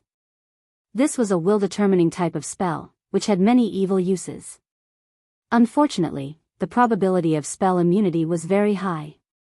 It was far inferior to Berserk Charm and the higher-level control spell in battle. Mind control was the real useful spell. The information given by the other party was actually quite limited. Soren only knew that the Sons of Fear had caused riots all over the south. 7 or 8 Sons of Fear had appeared one after another, causing considerable chaos in the killing of each other. Among these Sons of Fear, the one with the most information was a vampire. It was unknown how the Dread Lord cultivated the vampire's son, but this guy was the most dangerous one among them. He had killed 3 or 5 Sons of Fear one after another, and his strength was close to the realm of high-grade legends. This guy's traces were all over many areas. It seemed that he was constantly hunting other Sons of Fear and was currently close to the coastal area. The latest information was that he had appeared near the City of Wealth. There was no Vivian's whereabouts. The other party was just an organization that believed in the god of rogues and did not have such amazing intelligence. The only useful news Soren had was that the vampire's son seemed to have angered some existence. Recently, a legendary paladin was chasing him. Soren was familiar with the paladin because the other party was called the Silver Hand. This was a paladin who believed in the god of truth, and there was also the Hand of Justice. These two paladins were very strong, and of course, their equipment was even stronger. Because they both had a divine artifact in their hands. Most of the paladins were fanatics, and the lowest was a devout believer. This kind of profession could easily make the gods look favorably upon them. They were the gods' first-class fighters. It just so happened that the paladin was one of the professions that restrained dark creatures the best. No wonder the vampire's son was being chased everywhere. Soren was going to stay here for 2 days, and then continue south to look for Vivian.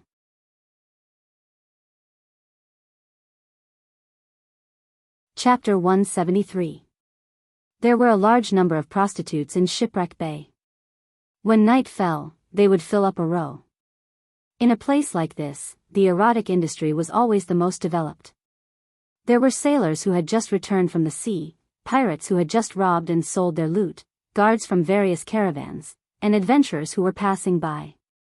After drinking to their heart's content in the bustling tavern, their next entertainment was to find some beautiful women and have a good night of relaxation. There were women from all over the world. If you could afford it, you could even secretly smuggle in elven slaves. However, these were not to be taken out in public. Otherwise, it would offend many powerful forces. Most of the women on the table here were half-elves. Their price was several times higher than ordinary women. They were rejected by elves, and it was difficult for humans to accept them. The status of any mixed-blood creature was actually very awkward.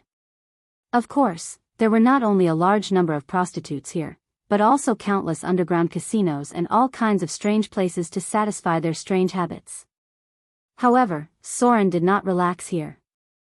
Because he had been wandering in the gray area all year round, he knew all too well how many troublesome things there were in this place. For example, he just saw a woman who was very seductive. She had full breasts, a slender waist, slender legs, and very white skin. Her eyes were a little seductive. When she noticed Soren, she even gave him a seductive wink. Her appearance was very seductive. She was a very beautiful woman.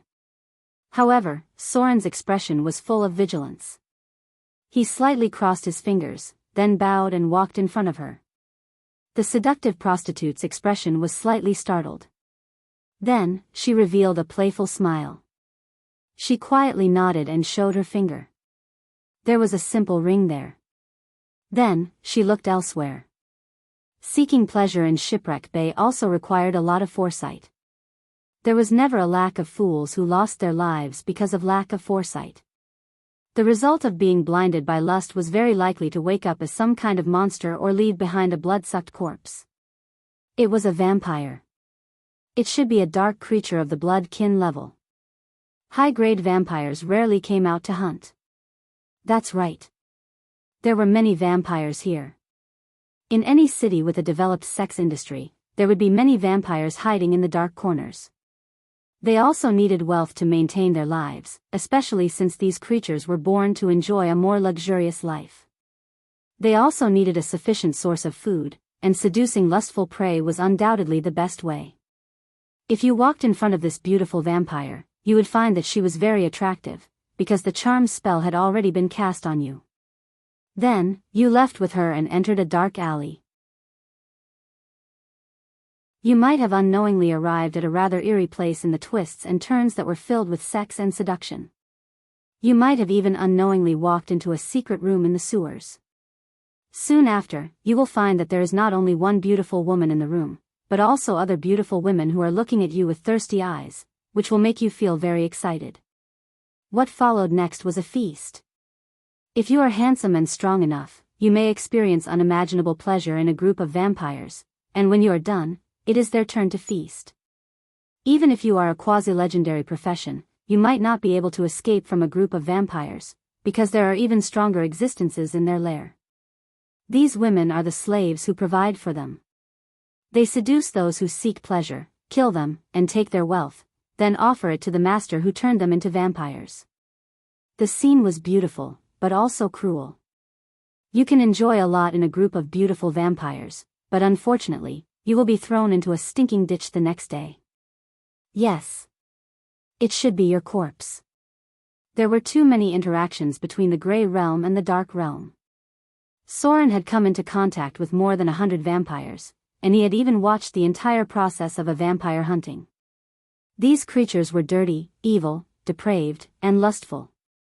They were chaotic, and they killed their prey without mercy. The kind of vampires in the stories did not exist at all. When they began to survive on humans, they had already fallen deeper and deeper into the darkness. Soren found an inn, just down the street from where he'd been staying. There were not many customers inside, and he could see drunkards in the corner. The barmaids were wiping things, and there was a middle-aged woman at the bar counter. She looked a bit strong, and a woman who looked strong was definitely not simple. Soren quickly booked a room, and then followed the barmaid to the second floor. The barmaid's hips swayed, and she even turned around and gave him a flirtatious look. Ever since Soren put on the cloak, his luck with women had improved a lot, and he did not know how many flirtatious looks he received along the way. After entering the room, he directly closed the door, blocking the barmaid's hints outside. The inns in this world were all the same, and you would get bored if you came into contact with too many of them. Soren took off his clothes, and then lit a candle to read a book. The room's soundproofing was not good, and he could hear the noise below. Soren took out a magic scroll and flipped through it.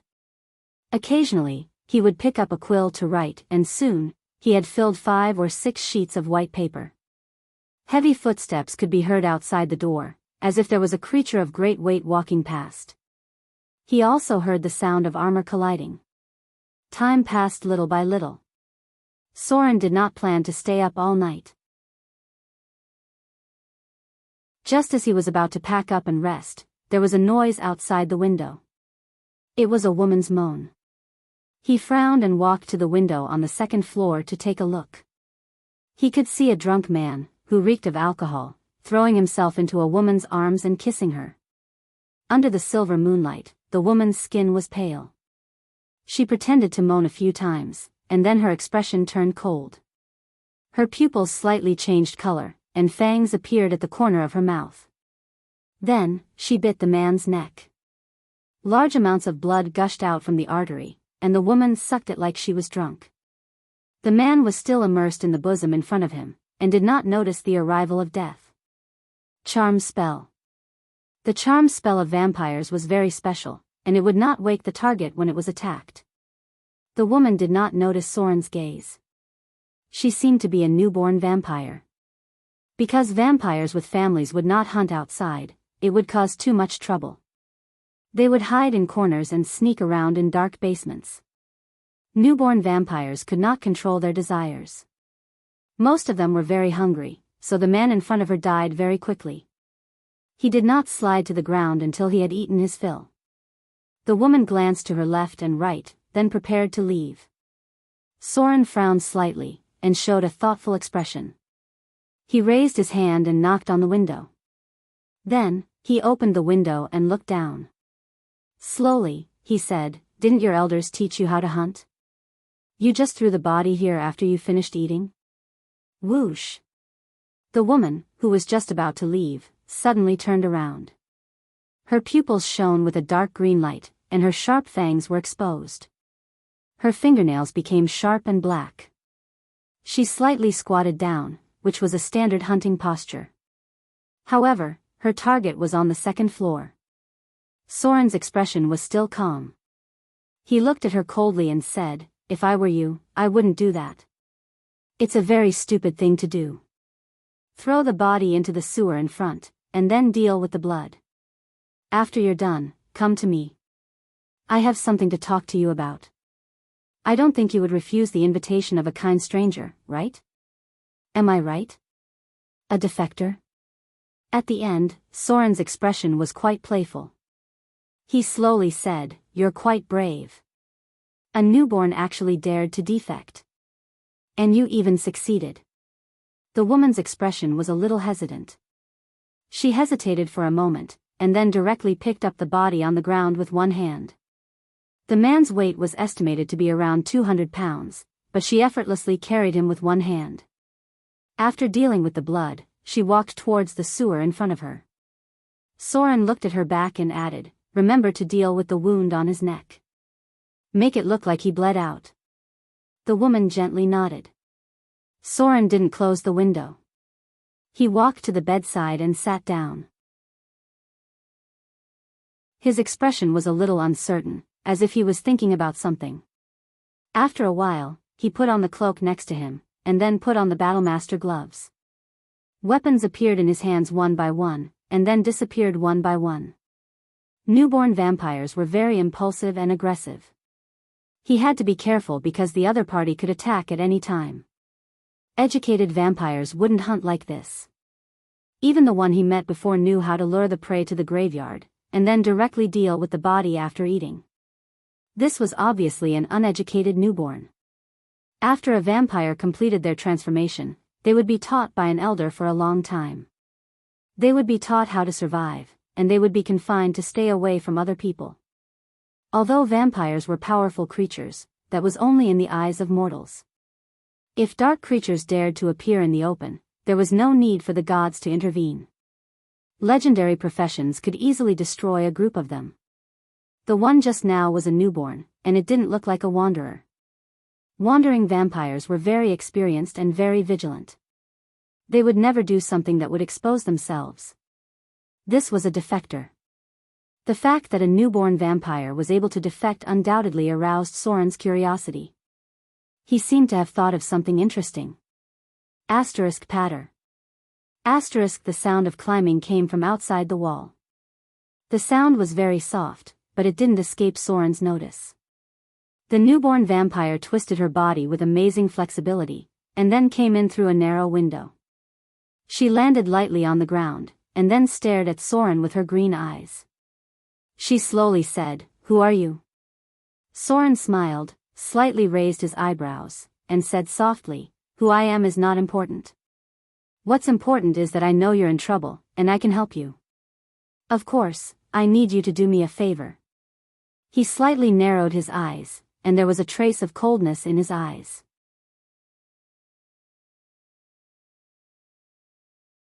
Chapter 174. Newborn vampires were very impulsive. They still couldn't fully control their strength, especially when they had just turned from a living person to a dead person. They had to face the choice of hunting humans to survive. Many newborn vampires would enter a period of madness during this period of time, and then they would be forced to be imprisoned in the coffin for a long time. This process was called hiding, and there would usually be other older vampires watching over them. These older vampires would be nurtured for a period of time, either for a few years or more. When the newborn gradually stabilized and their emotions were under control, they would then be released. This was a very difficult process. Vampires seemed powerful, but their growth cycle was too slow.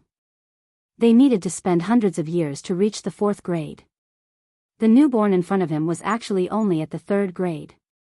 It seemed powerful because vampires were creatures with higher biological levels. They had innate attributes, such as agility and strength, that were much higher than ordinary people, and they also had spell-like abilities. The one in front of Soren was a defector. She had just turned into a vampire and defected, so she lacked the survival experience of a vampire. If a defector like her was caught, they would either be imprisoned for a period of time or directly executed. Because defectors were uncultured people, it was easy for them to expose the vampire's tracks. Moreover, their uncontrollable thirst for blood would attract powerful enemies, which was a disaster for vampires. The woman in front of him had already lost her initial beauty. She stared at Soren and said, "Help me? How can you help me? Can a mere human help me?" Soren smiled inexplicably and said slowly, "It seems that you overestimate the abilities of vampires. I'll stand here and not move. As long as you can force me to take a step back in 3 attacks, then it'll be your win. How about that?" What an arrogant tone. However, Soren now had to increase the psychological pressure on his target. For a newborn who only had brute force and not much skill, what he said just now wasn't an exaggeration. The current Soren was no longer the Soren of the past. He had the ability to fight back against a quasi-legend. All right. The newborn vampire had a ferocious look on its face. Without hesitation, it launched an attack. It leaped onto the wall and crawled on it. Then, it pounced on Soren. Like an eagle hunting for its prey, it slashed its sharp claws at Soren's throat. It seemed like it wanted to kill him in one move. However, Soren's expression didn't change at all. He even closed his eyes and opened his palms slightly. Just as the vampire was about to pounce on him, Soren leaned back 90 degrees and dodged the vampire's sharp claws by a hair's breadth. At the same time, a cold light flashed in his hand, and with a plop, the newborn vampire fell behind him. Soren's hands were still empty. The newborn vampire looked at her abdomen in disbelief. There was a half-foot long wound on her abdomen, and there was frost on it. She had almost been cut open. If it wasn't for Soren's mercy, the sword would have cut her abdomen. Even with the body of a vampire, half of her body would have been cut in half. Although this kind of injury wouldn't take the vampire's life, it was enough to fill her heart with fear. She lowered her head slightly and pressed her fingers on the wound. Soren's expression was cold and arrogant. He said indifferently, "Do you want to try again?" The newborn vampire shook her head and said, "No need. Your Excellency. I already believe in your strength, but I don't know why you want to help me. What do you need me to do for you?" Soren felt that his acting skills had improved a lot. Maybe it was because he had more contact with women. In the past, he only interacted with men, so his acting skills didn't improve much. Now, his acting skills had increased by at least 10 points. Sure enough, dealing with women required acting skills. The basic skill of acting was surprisingly useful in many cases. He gently moved his wrist and said slowly, "I just happened to meet you. I need something useful, and the elder who was hunting you has it. So, I want to help you kill him. As for what I need your help with, we can talk about it after you're done with your problem. What's your name?" The newborn vampire hesitated for a moment before whispering, "Ariana." It was a bit of a mouthful. Soren repeated it and said, "Very good. Ariana. Tell me about you. I need to judge the strength of the elder who captured you. After all, someone who can turn you into a vampire isn't easy to deal with." Ariana was a little hesitant, but then a trace of hatred appeared on her face, and she slowly said, "It was my sister, my cousin, who turned me into a vampire. My hometown is in the town of Solid, and it is a down-and-out aristocratic family. My mother died early. My father has been trying to restore the family's glory. Unfortunately, he never came back after going out on an adventure. 12 years ago, his cousin married a nobleman who was on a journey and left with him. This year, she returned to her hometown. We were very happy, but we didn't expect her to become like this. She killed the others and then turned me into a vampire as a servant of her master. I escaped, and then I escaped to Shipwreck Bay." What a melodramatic story. Although the woman in front of him didn't explain it in detail, Soren could guess the process. Her cousin who turned into a vampire went on a killing spree. She seemed to have killed the other family members, and then left her, who was quite beautiful, to be turned into a new vampire servant. Vampires were creatures that were based on appearance. If they weren't handsome or beautiful enough, they would rarely be turned. Especially female vampires, most of them were above average in appearance. "Very good." Soren nodded slightly and said, "It seems that your cousin came to capture you. Of course, it's more likely to be her master. But it doesn't matter. I'll help you kill them. You'll be free from now on." He stood up and walked around, then said, "You'd better take a rest. This kind of injury shouldn't be a problem, right? After all, vampires have a strong regenerative ability. I suggest you learn how to hunt. Such a poor method of hunting can easily lead to trouble." Vampires were a very strong creature template. They had an innate defense of +6 and a base HP of 12, which was similar to the barbarians. At the same time, as their strength increased, they would gain various types of magic abilities, various types of resistance, and various types of negative energy corrosion. Moreover, when they were in their higher form, they would gain a bonus of +6 in strength, +4 in agility, +2 in intelligence, +6 in constitution, +2 in wisdom, and +4 in charisma.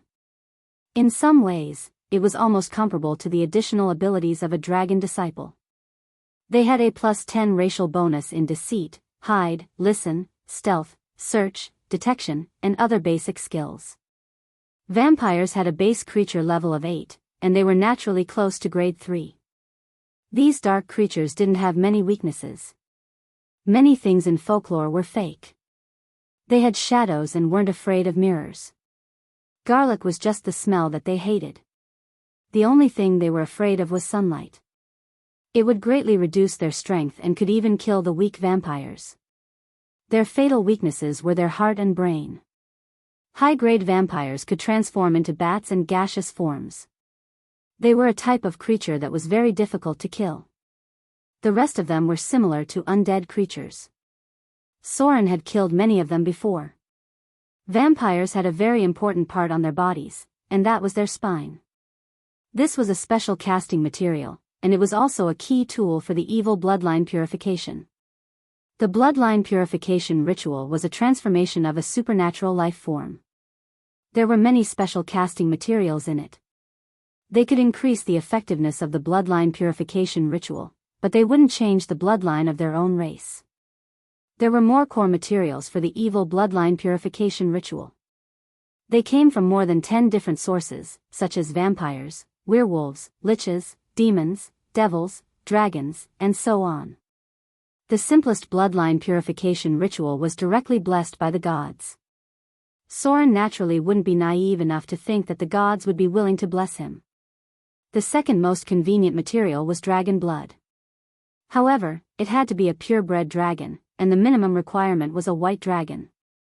In the stories, there were many professions that became stronger after bathing in dragon blood. This was actually a bloodline purification ritual. They were still humans. However, these people had unconsciously completed the bloodline purification ritual, and their vitality had been increased by the dragon blood. This ritual was like they could have grown to this level of vitality, but because of some defects, such as insufficient nutrition when they were young, lack of training, or other defects, they didn't reach the peak of their vitality. This ritual allowed them to reach the peak of their vitality, and it might even increase their attributes that didn't grow well during their childhood due to other reasons. The probability is extremely low. This was Soren's goal. He needed to stimulate the potential of his vitality through the bloodline purification ritual. He didn't have the confidence to slay a dragon, and he didn't have the time to look for one. Vampires were a good substitute, and using high-grade vampires as materials to purify their bloodline would give him an additional, sturdy, ability. After completing the bloodline purification ritual, his HP would increase by at least 2 to 3 levels. In other words, his vitality would be equivalent to a warrior of the same level who didn't have the bloodline purification ritual. The night passed quickly. Soren left the hotel the next day and began to prepare tools to deal with vampires. Holy water was the best thing to use, followed by other items that could restrain dark creatures. From Ariana's mouth, Soren learned a lot of information and judged that it was a small family of vampires who converted her. They used the innate control ability after conversion to enslave servants. In this regard, Ariana's willpower attribute was good. She actually resisted the mind control of the vampire elders. Now, he just had to wait for the elders who were looking for her to appear, and then lure them to a suitable place to kill them. P.S. Today's update. Everyone, go cast your annual vote.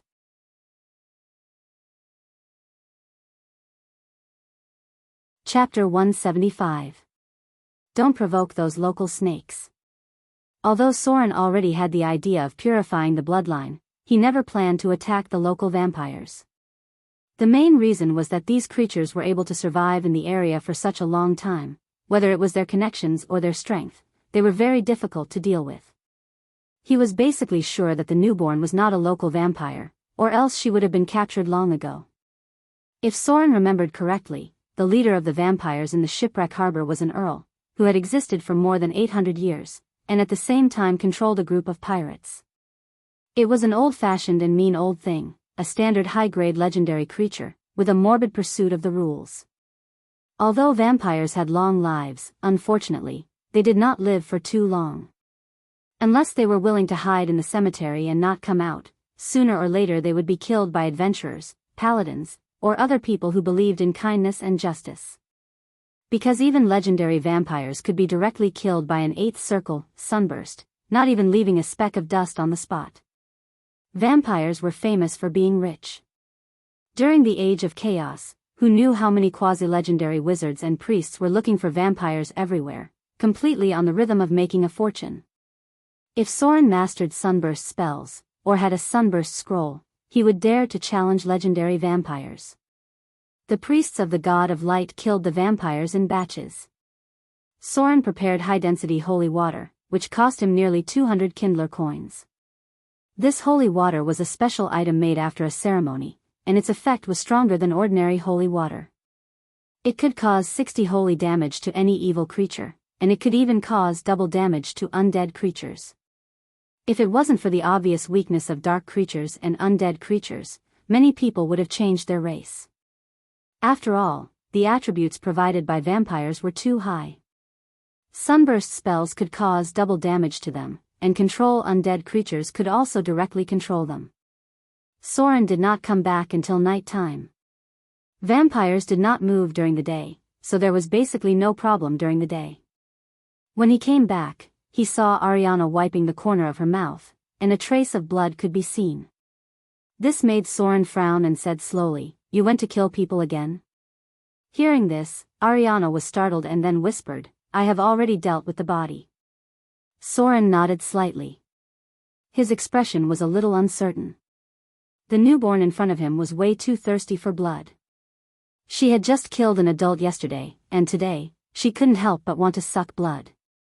Although this could increase the speed of her strength, the possibility of being exposed was very high.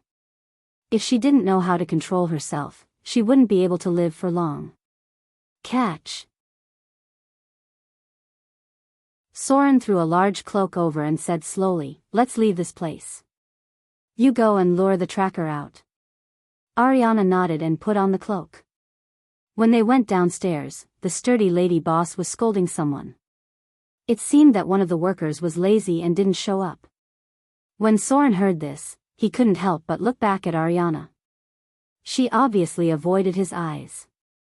It seemed that this matter was related to her. This discovery undoubtedly made Soren's heart sink. Vampires rarely hunted around him. The newborn in front of him was a guy who had no education and didn't know anything. Even the waiter in the hotel did the same. Fortunately, she didn't expose herself. Otherwise, Soren wouldn't be able to protect her. He might even be implicated. The lady boss looked like a third-grade adventurer. The other people in the hotel weren't easy to deal with either. In this world, there were too many adventurers who retired and changed to some simple jobs to support themselves. It seems that I miscalculated a little.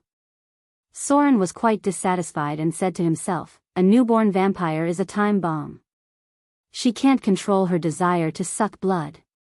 The two of them walked out of the shipwreck harbor. Soren didn't walk with her. Ariana left from the front door alone. When she walked to the street, there was obviously another female vampire standing in the same position that Soren saw yesterday. These female vampires seemed to appear in shifts. This time, the beautiful vampire looked at Ariana and then directly walked in front of her. With a cold expression, she said, "Leave here immediately. Wanderer. Otherwise, the ancestor will kill you." The internal conflict among vampires was very fierce. The battle between families was extremely cruel. It was difficult to accommodate another vampire family in one place. Even wanderers would be excluded because the vampire's food was human-like intelligent creatures. The appearance of another family meant that there was a fight for food and territory. If wanderers hunted in their territory, the consequences and mess would be dealt with by the vampires. If they weren't on the street, the vampire just now might have directly attacked Ariana and then killed her or brought her back to the nest. Vampires could live for a long time. Therefore, they lived more cautiously. Otherwise, there wouldn't be any place for them. Ariana's expression didn't show much fear. It seemed that she wasn't a vampire spawn. Instead, she directly drank the blood of high-grade vampires. She was a vampire with a higher starting point. Therefore, the beautiful woman didn't realize that she was a newborn and only thought that she was a wanderer. Otherwise, she might have already planned to attack. Newborns were too dangerous. Ariana slightly bared her teeth. Her expression was a little fierce, and then she walked outside. It seemed that she knew how to control herself and knew that she couldn't be exposed in the crowd.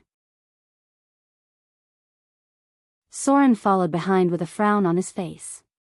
Before they separated, he had already told her the direction to go and then silently followed behind. The elders could track their descendants and even control the target, but there was a limit. If it exceeded the range of their ability, the descendants would be freed. There were many wanderers among the vampires. They committed crimes to increase their strength, and then when they reached a certain stage, they would create their own family. These vampires were slaves at first, and it would take a long time for them to be free, unless they betrayed them like Ariana. The law and order in Shipwreck Bay were chaotic. When Ariana went out, she was stopped by a drunk sailor because of her appearance. If she didn't remember Soren, she might have seduced him and killed him in a deserted corner. However, she still punished the drunkard a little. She directly raised her hand and broke his arm. When she smelled a trace of blood, her pupils dilated slightly. After a while, she recovered and quickened her pace to run outside. Soren had been silently following behind. Night was his best cover. He seemed to have heard something. He looked up at the roof in the distance. Unfortunately, he didn't see anything, but he couldn't help but slow down and catch up with Ariana from the other side. The elder who turned her into a vampire might be nearby. The other vampires in Shipwreck Bay could confuse the other party's senses, but it was much easier to track her in the wilderness. Ariana's pace gradually increased. She seemed to feel something. Her expression was a little scared, and she fled further away. Time passed little by little. She had walked more than 10 kilometers in the night, and Soren was following behind. Even Ariana didn't know where he was. The woman was obviously afraid because she wasn't sure of Soren's position. She was even a little worried that he didn't follow her. But now she couldn't retreat. The consequence of exposing her whereabouts was that she would soon be discovered by the elders. One figure after another flew through the forest. Soren frowned slightly. He noticed that there was more than one enemy. At least 3 vampires followed them. Haha. A strange laughter suddenly came from the front, and then a charming woman walked out from behind a tree. She was wearing an exquisite noble dress, and her fingers were wearing white gloves. Her fingers were playing with something, and she said playfully, "My dear little sister. Where do you think you're going? Do you know that your behavior has made the master very angry?" Defection was more serious than usurping the throne. This was a serious challenge to the authority of the vampire clan leader, and also a violation of their long-standing rules. They were lawful evil beings. Vampires strictly adhered to the rules that had been passed down for thousands of years. They rejected any existence that brought chaos. When necessary, they would directly execute the target. Chi! Ariana opened her mouth and revealed sharp fangs. Her pupils turned green, and black claws appeared on her white fingers. She looked at the woman in front of her with hatred and said, "I don't have any master. I'm free. You killed my family. You killed my family. You monsters. You monsters." Monster? The charming woman laughed, and her whole body trembled. Her expression suddenly became cold and said, "Aren't you a monster? Look at yourself now. To be able to enter the bloodline forms so quickly, you must have killed a lot of people, right?" Ariana's expression was a little ugly. She looked at the woman in front of her, and her expression was slightly absent-minded. She said as if she was comforting herself, "It's all you're doing. You made me like this. You made me like this. All the people I killed were people who deserved to die. None of those men were good. Is that so?" A cruel smile appeared on the charming woman's mouth. She suddenly made a gesture, and her figure instantly rushed over. 2 other figures rushed out from the side, and it seemed that they intended to subdue her at once. 3 afterimages attacked. Ariana let out a low roar and directly rushed toward the charming woman in front of her, as if she wanted to die together with her.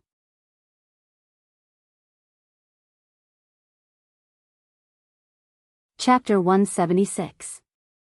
Stupid. The charming woman twisted her body and attacked with her elbow, turning Ariana's body into a shrimp.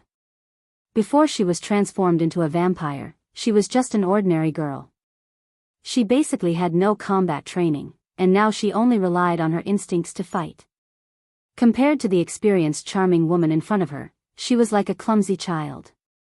Vampires had a long lifespan, which led to many older vampires having very powerful combat skills, among which there was no lack of masters who were proficient in all kinds of weapons.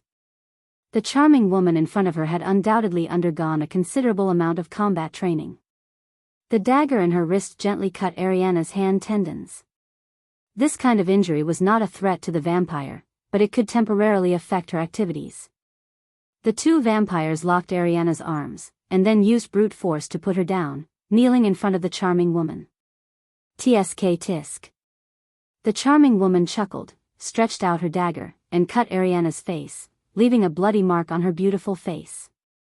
She stretched out her scarlet tongue and licked the blood on the dagger, and slowly said, "What a beautiful face. No wonder the master dotes on you so much. But after you are caught, you won't have such a good life anymore.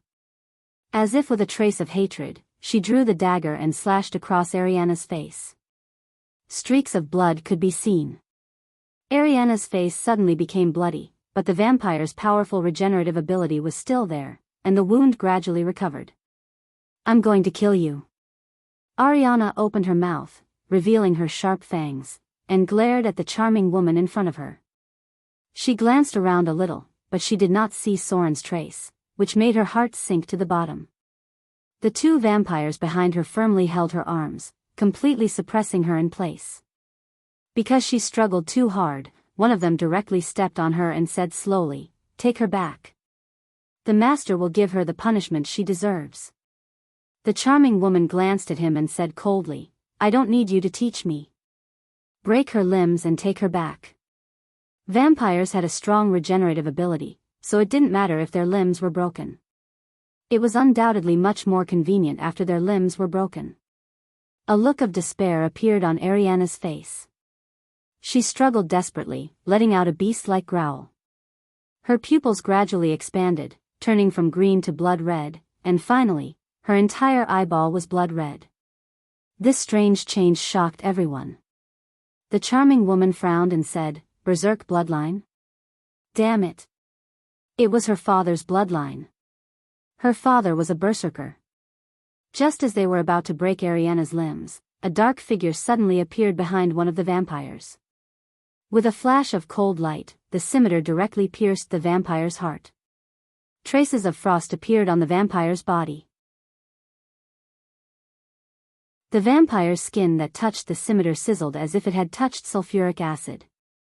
Before he could scream, Soren twisted the scimitar and crushed the vampire's heart. A corpse was left on the spot, its skin and flesh rapidly aging. This was a low-level vampire that had lived for over 100 years. There was an enemy. This sudden attack caught them off guard, and they lost control of one of the vampires. Ariana roared and rushed over, then opened her mouth to bite the charming woman in front of her. Soren withdrew his scimitar in an instant. When his figure escaped into the darkness, he disappeared. He used the ability to hide from sight and re-entered the state of stealth. The charming woman was entangled in place by the berserk Ariana. The other vampire wanted to help, but he was very afraid of Soren, who was in stealth. He couldn't find this enemy at all. "Kill her." A cold light flashed in the charming woman's eyes. She didn't show any mercy and directly stabbed Ariana's heart. She was just an ordinary girl not long ago. She couldn't dodge at all and was hit in the heart in an instant. She seemed to have fallen into a state of madness. Ignoring the wound on her chest, she turned around and bit the enemy's neck. Ah! There was a scream. The charming woman's neck was stained with blood. Her face became violent, sharp fangs appeared in her mouth, and her expression was quite ferocious. She grabbed Ariana's arm and broke it, then tore it off with a crack. Ariana still clung to her tightly, biting off a large piece of flesh from her neck. Blood gushed out. She clamped her waist with her legs and bit down on her neck. Swoosh! Another cold light appeared in the darkness, and Soren's figure appeared in an instant. He waved his scimitar and pierced through the chest of another vampire, and then sprinkled some liquid on his body. There was a sizzling sound, and the vampire's body seemed to be corroded by sulfuric acid. In the blink of an eye, he was unrecognizable. He withdrew his scimitar and disappeared expressionlessly. The next moment, the nearby shadows distorted, and his figure appeared behind the enemy in the darkness.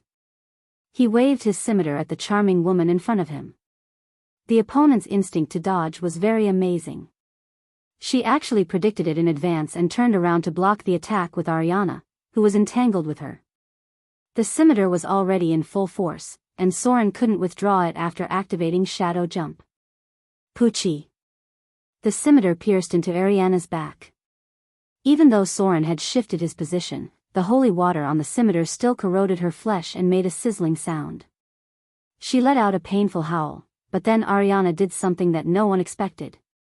She actually hugged the charming woman behind her, and the scimitar pierced through her abdomen from her back, and then pierced into the charming woman's body. Another blood-curdling scream rang out. Soren had no time to think about anything else. Another scimitar immediately appeared in his hand, and then he instantly slashed at the charming woman's head. A charming head fell to the ground. The scimitar in Soren's hand cut off the enemy's head by a hair's breadth, and then it stopped right in front of Ariana's head. Thump! The headless body fell to the ground, and blood gushed out in large amounts. Ariana weakly loosened her legs, and her eyes seemed to be a little dazed. The heart in her chest had been crushed, and she didn't know why she didn't die on the spot. Before a vampire reached the higher order, the head and heart were fatal, but she could still continue to fight with a heart injury. The charming woman wasn't a high-order vampire. Although she had sucked the blood of high-order vampires, she didn't have the ability to turn into a bat or gaseous state. "Why are you doing this?" Soren's expression was a little inexplicable. He looked at Ariana, who was getting weaker and weaker. Her heart had been crushed, and this kind of injury was basically incurable. He let out a sigh and slowly said, "As long as you hold them back, I'm sure I can kill them." "Why do you have to fight so hard?" Soren hesitated for a moment, then he waved his scimitar and cut his wrist, put it in front of her mouth, and said in a deep voice, "Drink. Maybe it can heal your injury." Blood was flowing. Ariana's expression was a little sober, but she looked very weak. She used her remaining arm to move Soren's wrist away from her mouth, and then murmured, "I saw my brother. I saw a lot of dead people. I don't want to kill anyone. I really don't want to kill anyone." A drop of blood-red liquid appeared in the corner of her eyes.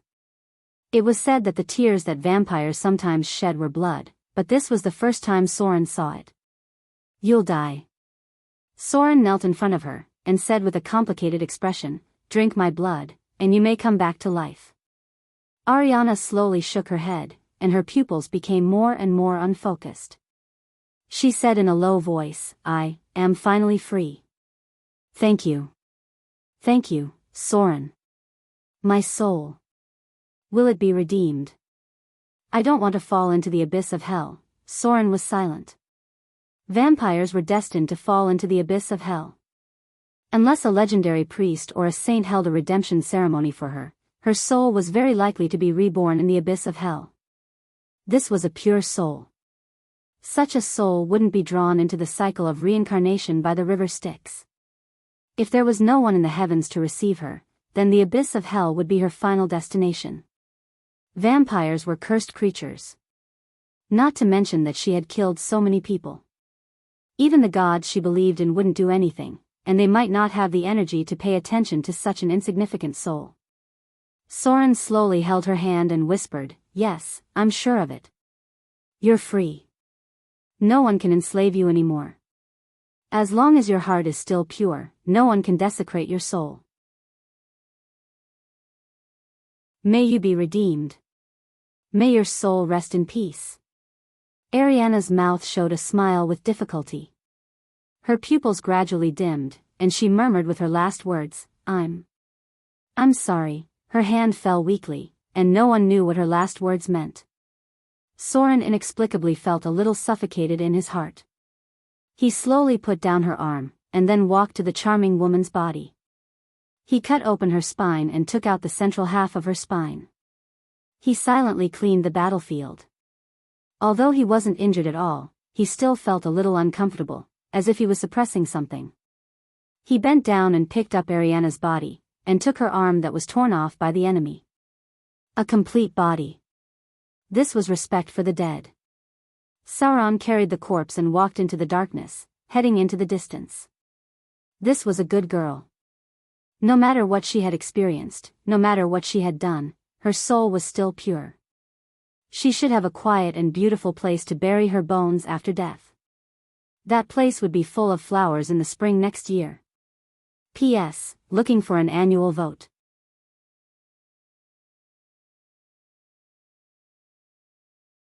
Chapter 177. Am I really drunk? Aladdin shook his head and saw a water tank next to him. He tiptoed and dipped his head into it. When he came out, his eyes were obviously sober. Although he was not tall and had a small belly, in fact, Aladdin's alcohol tolerance was much better than Soren's. Some halflings could even drink barrels of wine that were as tall as their height. Maybe it was related to their living habits. Tobacco, ale, and delicious food were 3 indispensable parts of their lives. Aladdin still trusted his eyes, so he felt that what he just saw should not be an illusion. So he tidied up a little, and then went in the direction where he saw Vivian's figure. The city of wealth had a large population, and he could find fat sheep everywhere. However, Aladdin was a person who knew how to restrain himself. He actually had a lot of rules that only he knew. For example, he only stole once a day, and did not steal from the same person repeatedly. If he stole a lot of money, he would do a little good, or offer it to the temple of his faith to pray for the blessing of the gods. His camp had always been swinging between chaotic good and lawful neutral. At present, he was still more straightforward. If he did not meet Soren, he would probably drift to chaotic neutral. However, because he made a small fortune, Aladdin actually restrained himself a lot in stealing. After all, the kindler that he stole was really not as good as the benefits of adventure. Aladdin rarely stole from professions, because the probability of being discovered was too high. He turned along the street, and then went in the direction of the market. He lost track of Vivian. Because of the initial hesitation, it seemed that her figure had gone far away, but he still judged the direction according to the flow of people. The market area was the place with the most people and the most thieves. Aladdin glanced slightly and saw several people looking for their target. Similarly, thieves also had their own rules and territory. It was best not to cross the line. Aladdin did not see any trace of Vivian, but he seemed to see the woman who first appeared with Vivian. The woman was buying a carriage, and because of her extravagant spending, she attracted a lot of attention. The city of wealth mainly hired mules and horses, and buying directly here would cost a lot of money. Aladdin quietly followed her. The other party seemed to be quite alert, frowning and glancing at the other thieves nearby who pretended to pass by. Then she slowly opened her mouth and said one word, "Get lost." This was a profession's. Aladdin judged it with a few glances, and even inferred that the other party was good at using short weapons, maybe a dagger, or a short sword. Her strength was about grade 3, and belonged to the agile fighting style. However, he had no way to determine the target's profession. Warriors, rogues, rangers, and so on. Many of them would not wear logos on their bodies. Aladdin could only guess that she might not be an easy person to get along with based on her attitude and tone. The woman quickly negotiated the price, and then asked someone to drive the carriage to a certain location. Then, she turned and walked in another direction, looking around vigilantly. Aladdin followed her stealthily. He kept a distance of about 100 meters and came to a rather remote inn. This location was 2 streets away from the beginning, and there was an alley in the middle. Over there was the fish market, and a little fishy smell could be smelled from here. The woman quickly entered the inn. Aladdin hesitated for a moment, but still did not enter from the front door. He was still not sure if he saw Vivian, or if it was an illusion, or someone who looked like her. Aladdin took a detour to the back of the inn. He spat on his hand and climbed up the wall at the back of the hotel. He didn't need much help and easily climbed to the 2nd floor. There was almost no movement in the process. The halfling rogue was first class in this regard. He quietly listened to the sound in the first room, and there seemed to be no one inside. Then he carefully walked to the 2nd room. There seemed to be a man in this room, and there was a snoring sound in it. He seemed to have heard the sound of the door opening, so he quickly went around a position, and then approached the room in the corner. "Who is it?" Before he could sneak in to observe, there was a clear cold snort in the room, followed by the voice of a little girl. "How dare you run in front of me? You're courting death. Hold human." Aladdin's figure was stiff in place, and soon the woman came out, looked at him coldly, then picked up the puppet like Aladdin and carried him directly into the room. Huh! Sitting on the bed was a very beautiful little girl. She frowned and looked at Aladdin, then said, "It's you? Aladdin?" Aladdin could not move his whole body, and he could only move his eyes slightly. The little girl frowned slightly, waved her hand gently to remove the spell, and then said in a condescending tone, "Why are you here? How dare you follow me?" The halfling sat on the ground with a plop, looked at the little girl in front of him with a surprised expression, and murmured, "Vivian? When did you become so powerful?" The little girl's expression was a little angry. She glared at him and muttered to herself, "I'm not that idiot. I'm Lily. Yes. I'm Vivian. Is it strange that I've become powerful?" Speaking of this, the little girl raised her head, and her voice was raised a lot. It looked like she was full of momentum and took it for granted. Why is she talking so incoherently? Aladdin had some doubts about whether the little girl in front of him was Vivian, or her twin sister or something. Anyway, Aladdin's intuition was very good. He found that the little girl in front of him was very different from the one in his memory. Although her appearance was almost the same as in his memory, her expression, tone of voice, and so on were not the same as the Vivian he knew in the past. In his memory, Vivian was a very obedient and well-behaved little girl. She was very gentle and kind to everyone, and would not have this kind of condescending feeling. Moreover, Vivian seemed to like white, right? She used to wear a lot of white dresses. But the little girl in front of him was wearing a black princess dress and black silk gloves on her little hands. At first glance, she looked a little arrogant, quite like a spoiled little princess in the royal family. But she really seemed to be Vivian. Aladdin believed that his eyes would never be wrong, because even twins could not be exactly the same. As a clever rogue, he could still distinguish this difference. Vivian. The halfling's expression was a little hesitant, and he whispered, "Why are you here? Didn't you go to the north with Soren?" The little girl's big eyes rolled around. The expression on her cute little face seemed to be evil for a moment, and the corner of her mouth showed a little evil smile, but it quickly disappeared. A trace of moisture quickly appeared in her beautiful big eyes, as if she had been reminded of something sad.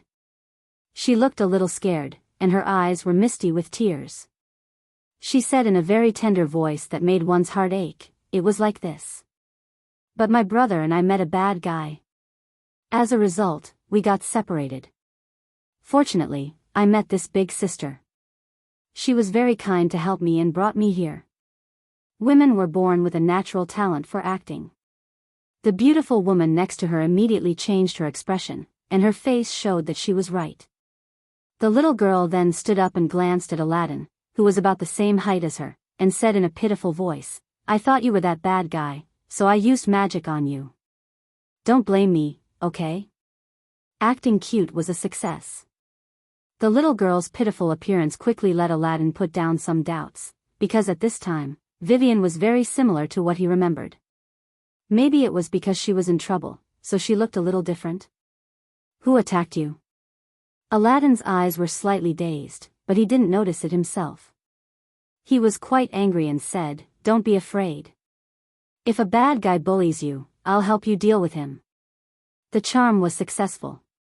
The little girl's mouth showed a sly smile, and her expression was a little naughty. There seemed to be a strange light in her eyes, and she continued to say in a pitiful tone, "It's a very, very bad vampire. But he seems to have offended others. There's a very, very powerful paladin chasing after him. You look like a great rogue. Brave Aladdin. Can you help me find his location? Then we'll tell that paladin. Let him deal with that vampire." The halfling patted his chest without hesitation and said, "No problem." In the vast wilderness. Soren's figure came from afar. It had been some time since he left the shipwreck port. He now planned to go to the City of Wealth, which was the most prosperous and well-informed place along the coast. If a son of fear appeared, he should be able to get some information. Moreover, one of the sons of fear seemed to have appeared there. Soren felt that the other party would not leave so soon. After collecting the materials for the bloodline purification ceremony, Soren immediately took the time to complete the ceremony. The requirements for non-legendary advancement were not high. In the future, the legendary bloodline ceremony would require the help of high-grade spellcasters. Soren had an additional ability, sturdy. Sturdy, gifted ability, you are far stronger than others. This is a powerful bloodline ability that can be obtained through the blessings of the gods. With this talent ability, you will gain an additional 1 HP for each profession level, and an additional 2 points of sturdy immunity. When receiving some judgment of death, you may also enter a state of near death instead of dying directly. Epic sturdy prerequisite. You're tuning into the Dreamy Love Stories YouTube channel. Don't forget to subscribe and join us on this journey to catch the most captivating stories.